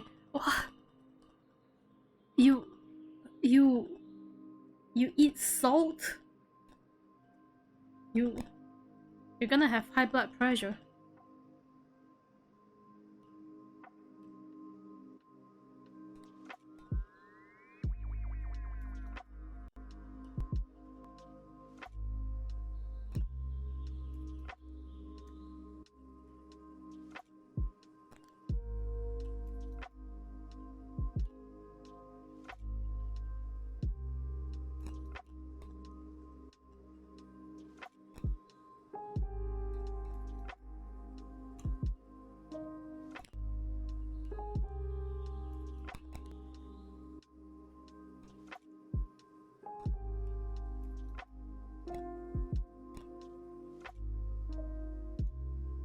Everyone eats salt, yeah, but if you eat a lot of salt, then you're gonna have high blood pressure.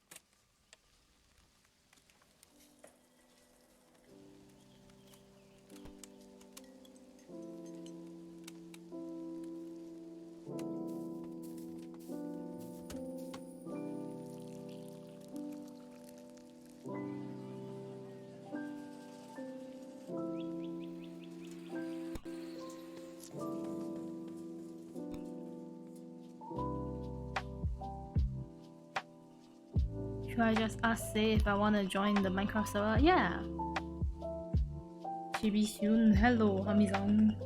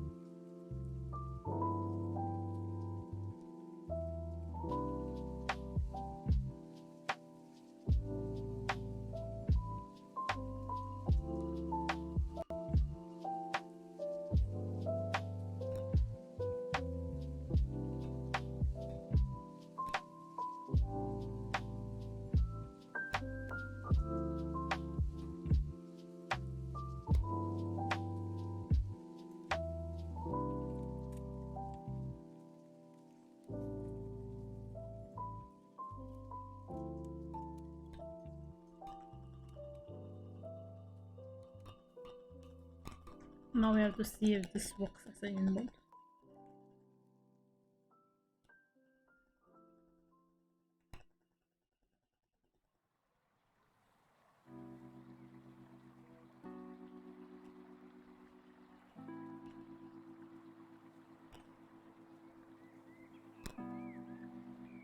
$12 stream? I don't know. I'm just working on things. Get out of here, fruit fly. Get out of here. Mode.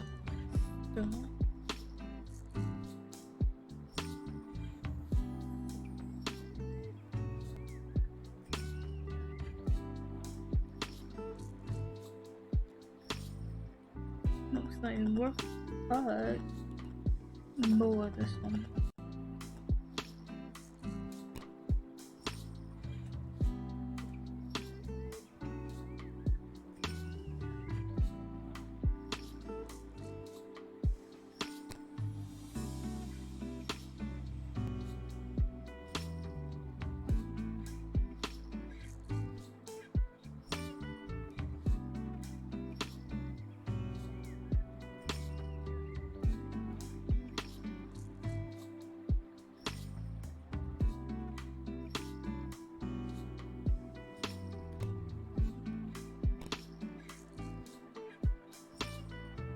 Stretch?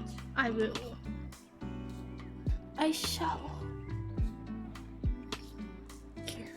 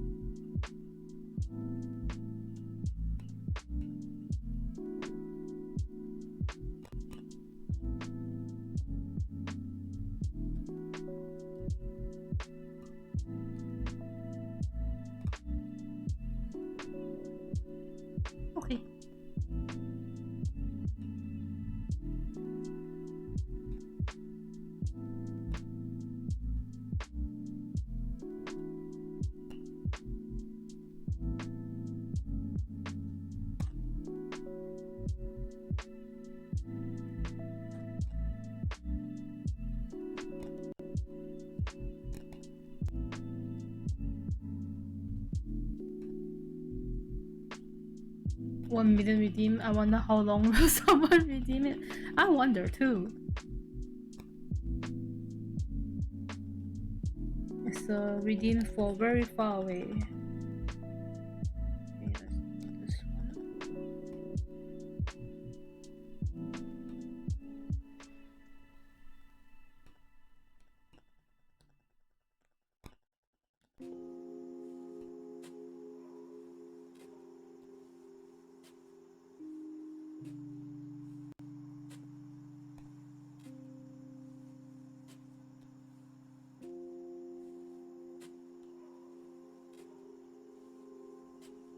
Give Bog like 2 years is the only one of us capable because of tier 3. Is that why?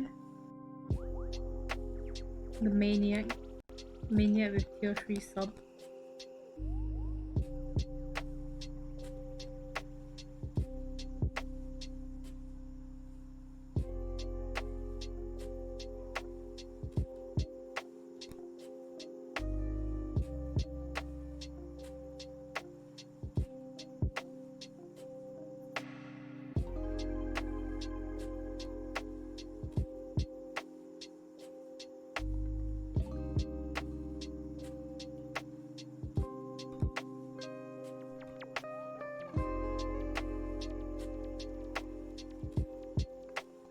If only they're tier 1000. What would you do with a tier 1000?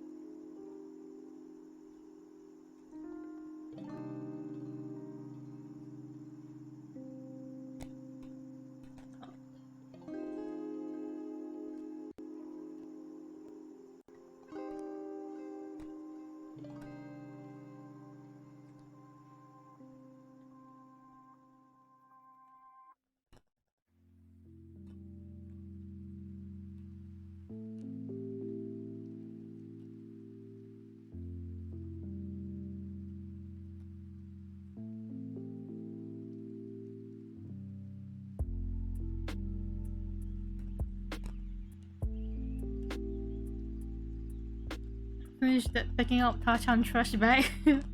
Okay, I will finish that.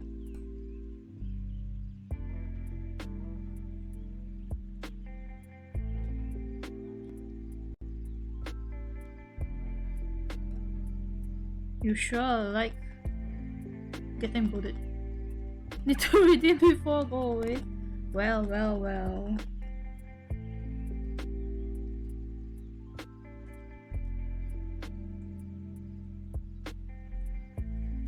Achan likes being bullied.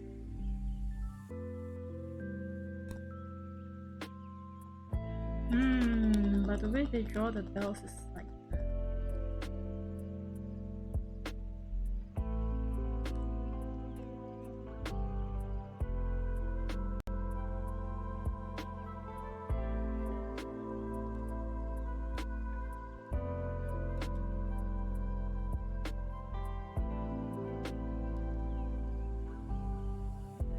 the hair color is unmistakably burgundy.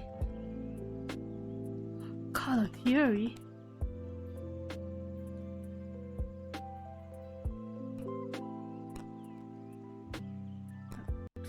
I need to match this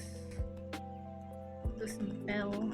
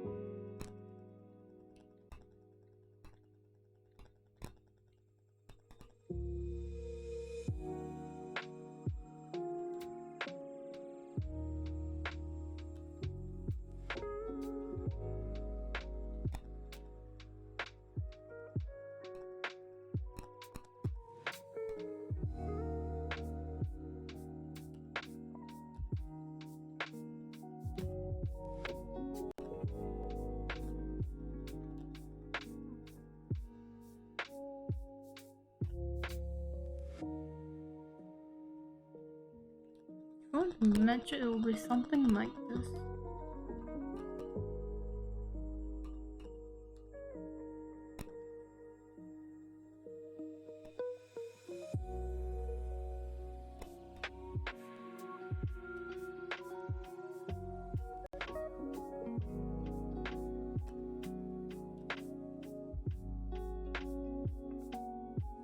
Should be fine. Okay.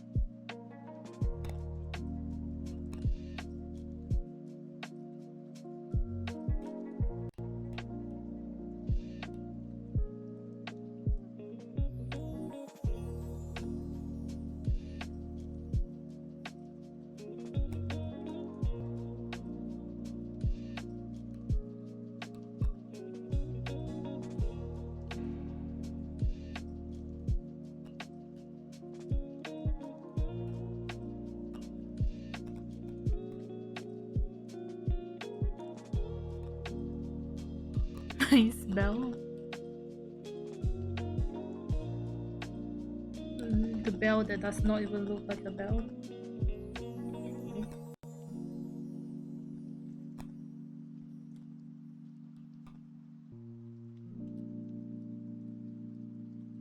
Is it just one color?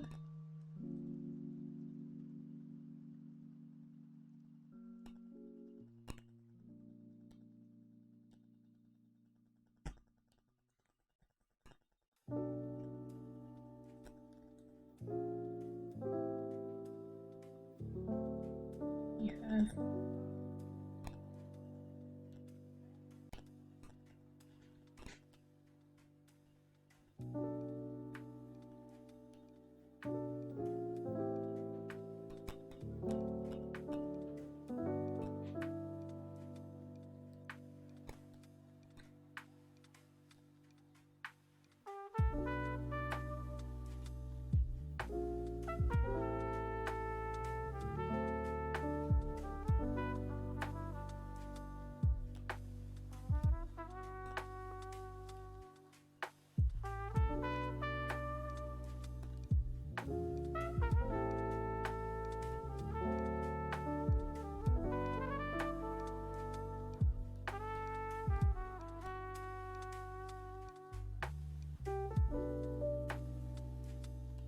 Yahoo! Keyboard looking kind. Yahoo!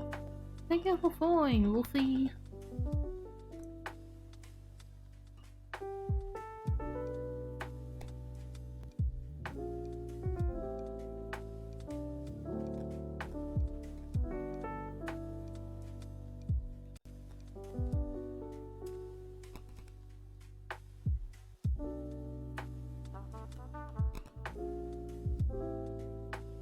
Thank you.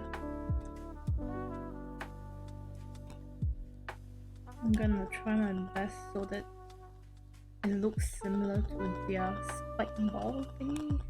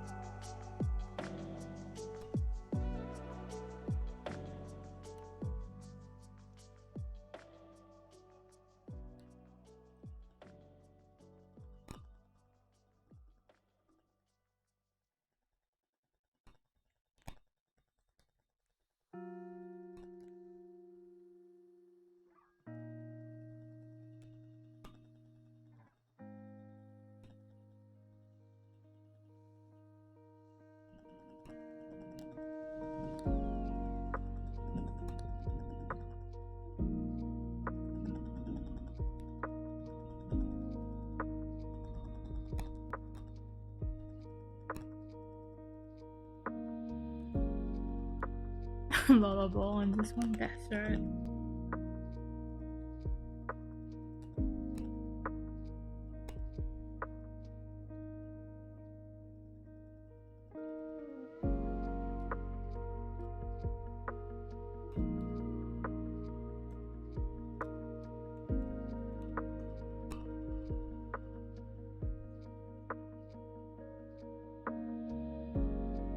I'm hoping that's good enough.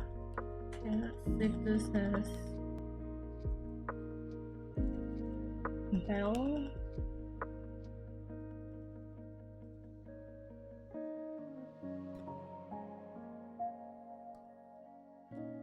I should probably draw the inner bell as well. So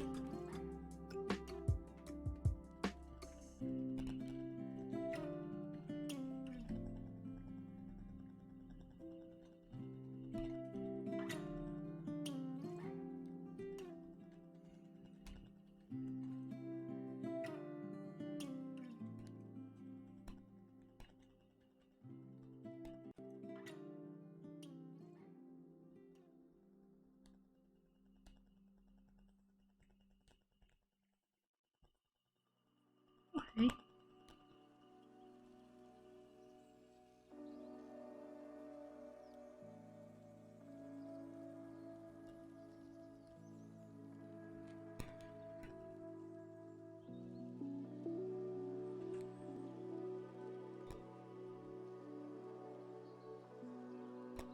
It takes a while to save.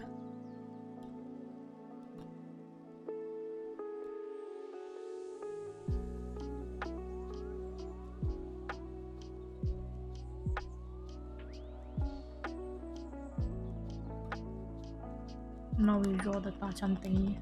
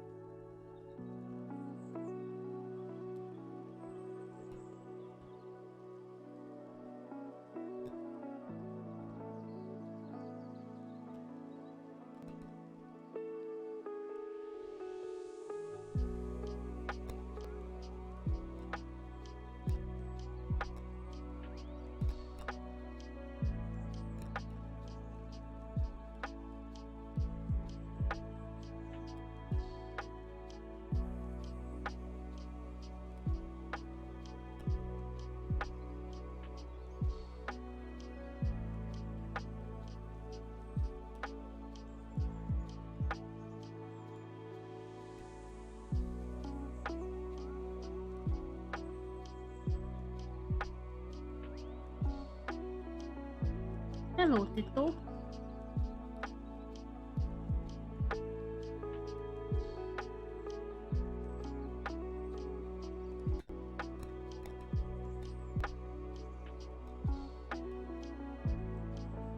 No, I have a solid reason to buy. Why you requested for this? It's not my fault.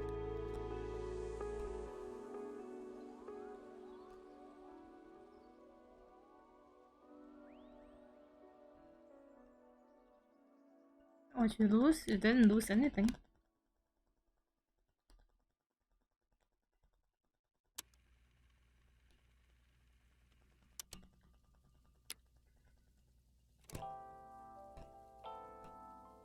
I started it first. You asked for it.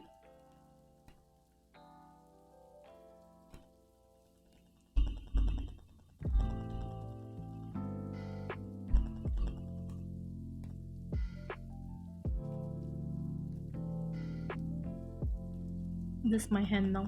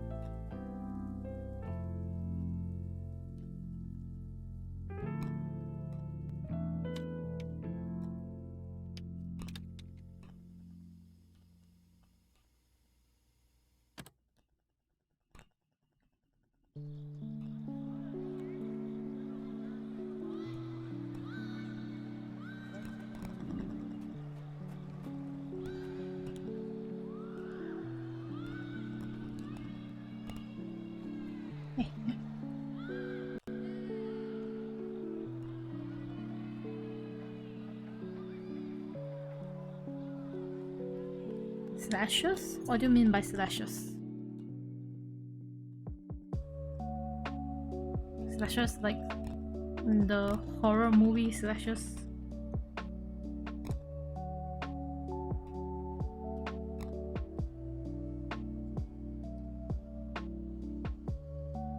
Let's get my reference of Tartan.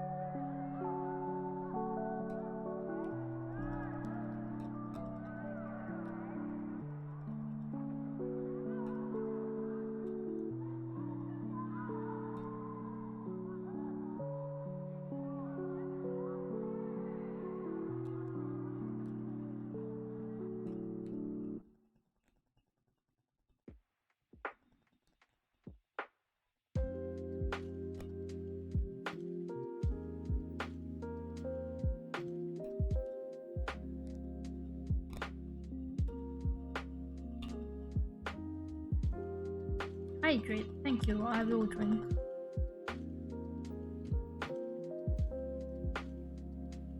Pennywise is slashers? So you're watching slasher movies?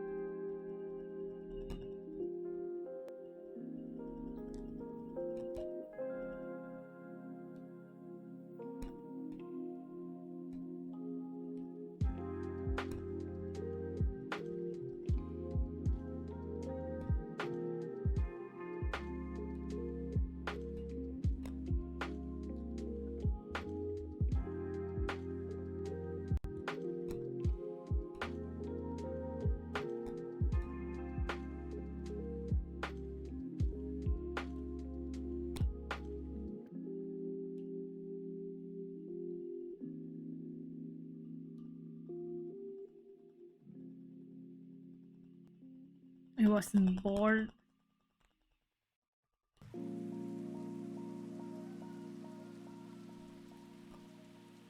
Prolific ones are Michael Myers and Jason, with more than 400 kills in the lore. Oh, that's a lot of kills.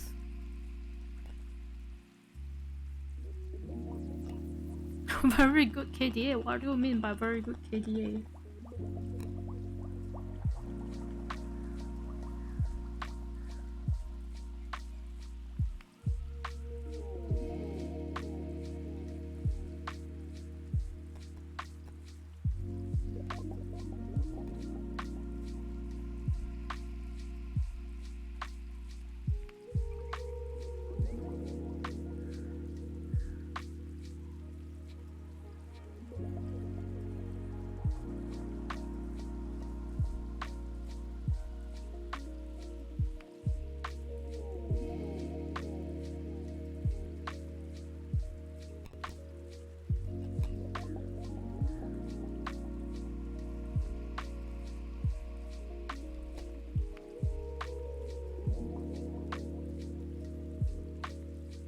In the comic, Jason fights Jason. Oh.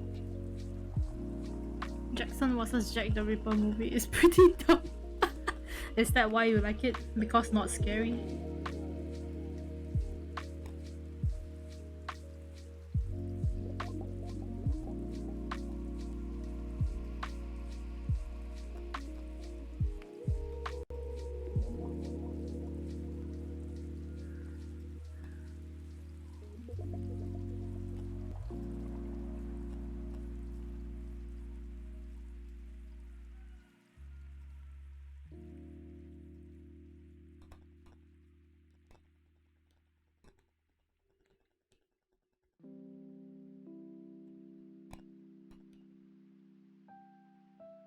Maybe. Now we know.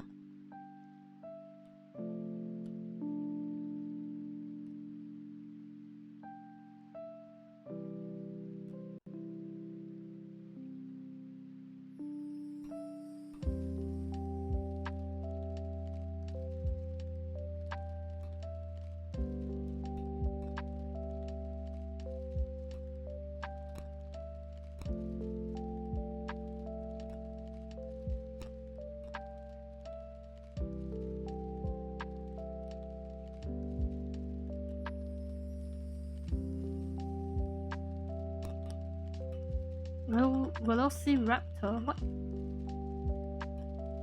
Velociraptor takes control of an undead shepherd who does justice with his Velociraptor powers. Killer tomatoes? What? Are you watching B-rated horror movies? Is that what this is?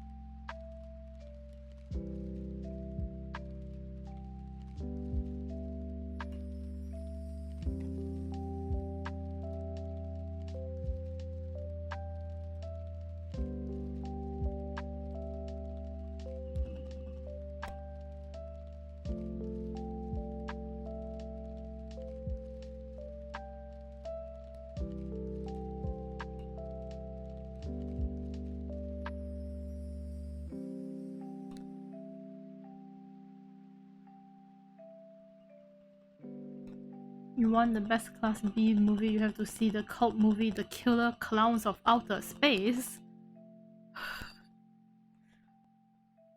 This title sounds like a fever dream. They do.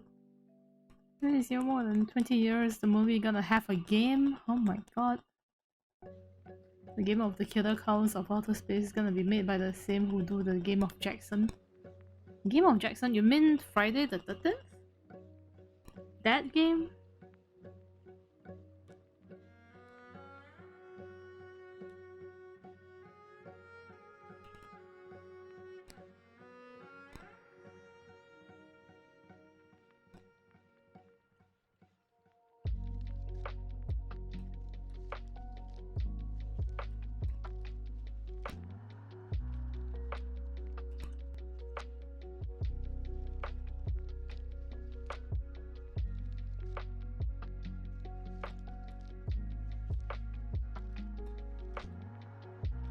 What the hell is the California girl dancing game? Yeah.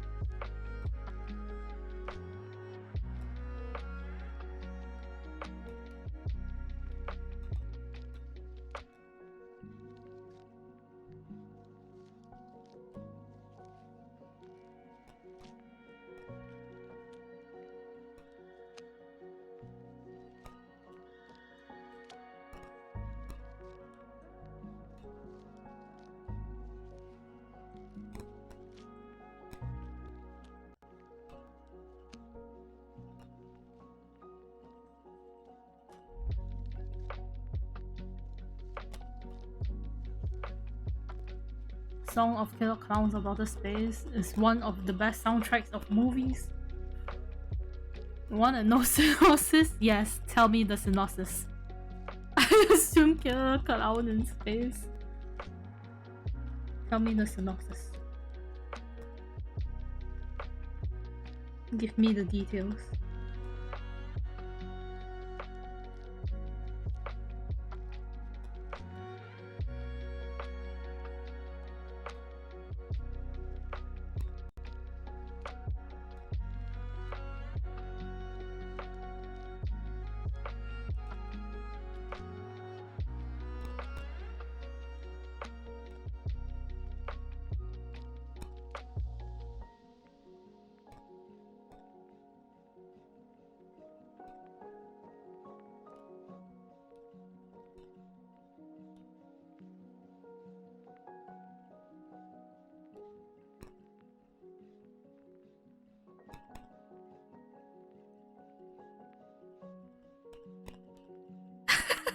The synopsis is just the clown in space.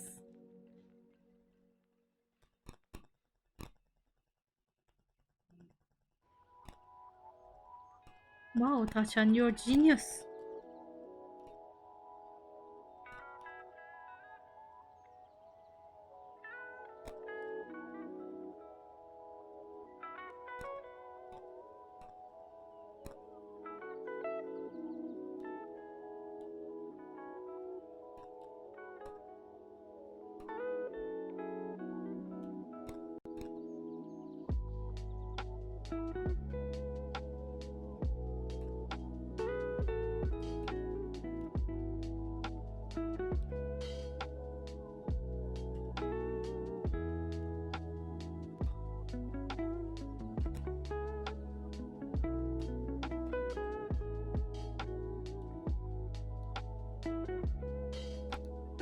In the game of Killer Clowns in Outer Space, you can be a clown or a survivor. You have to run away from the clown. Who would have guessed? How did clowns get into a spaceship in the first place? Good question. Why is there clowns on the spaceship anyways?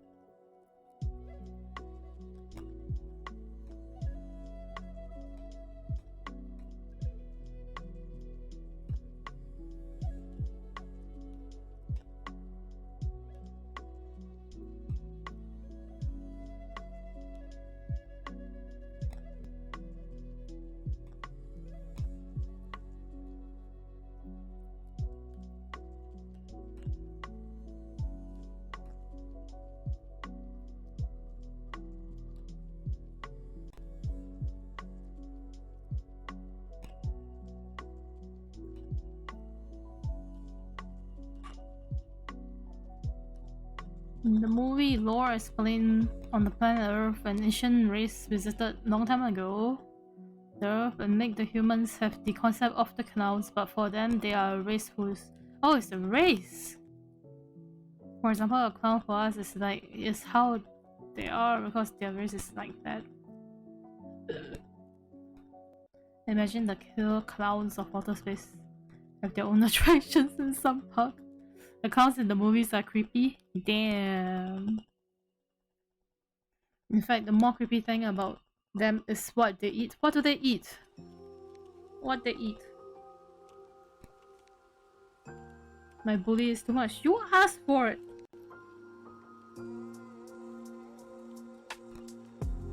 You asked for this.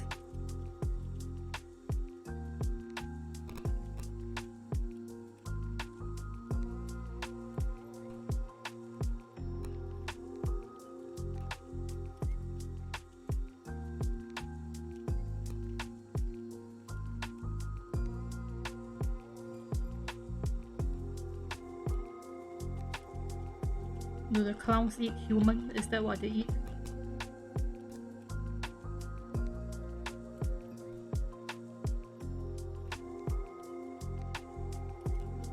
You cute thing, that's Tacham.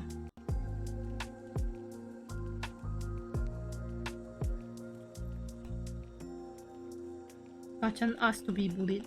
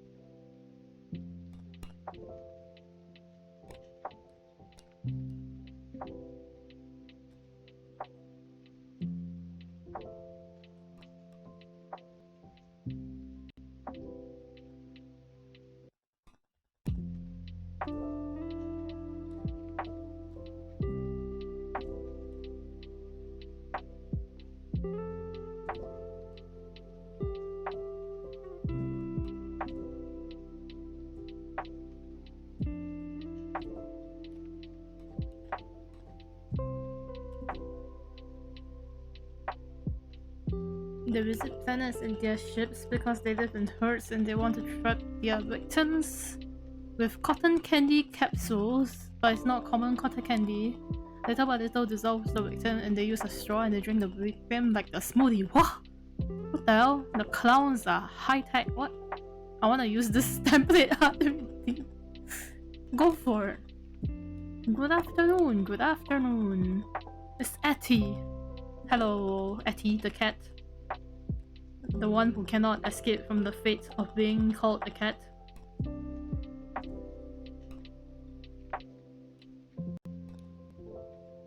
Honeko-chan.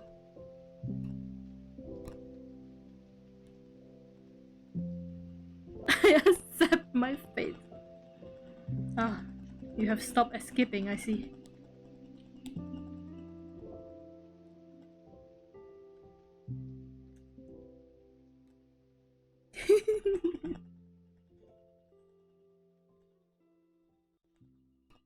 I went through the stages of grief already. Well. Etty a cat, now he was a bartender not long ago. Yeah, Etty's a cat.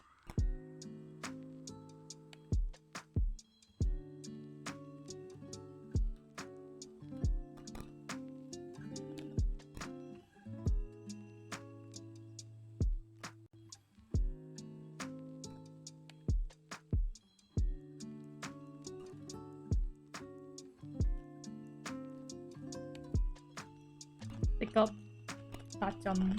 This is what this is called.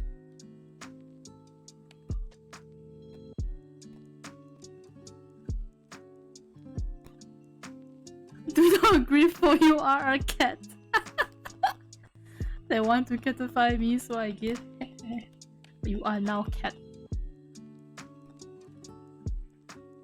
Neko. Okay, let me send this. A Syun message. Emote delivery.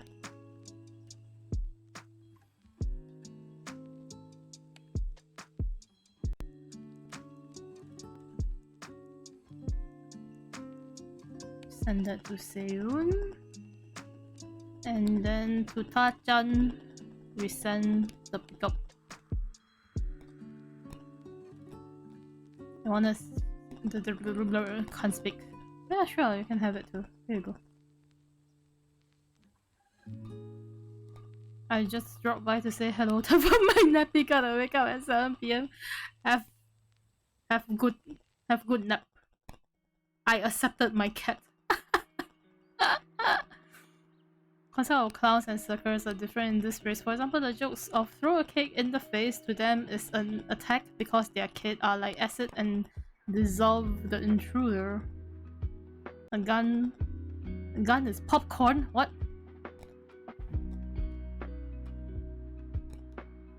Different clown have different abilities. What?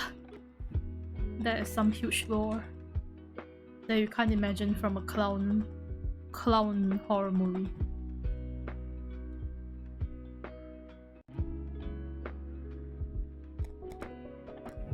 Oh, and then we have to send to Potato. I turn on my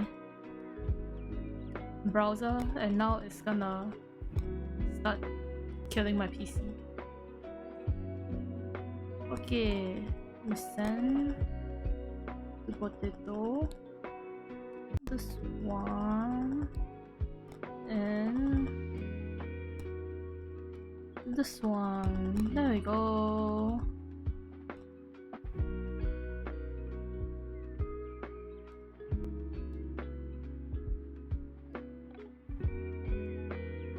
Alrighty. Thanks for picking me on lick thingy. Hey, no licking. Hey, bad.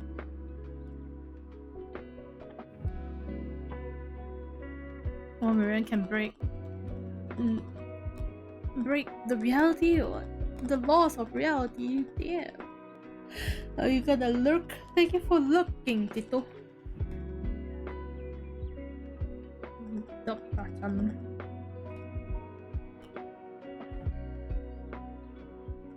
Oh no. Honestly, no, I'm done. I'm done with the things I wanted to do. Let's see. Banana. Wow, IT stream. Wow, it's a stream. Okay, goodbye. Okay. I'm done. I'm done. I'm dumb. Same. Okay. We will go to my senpai.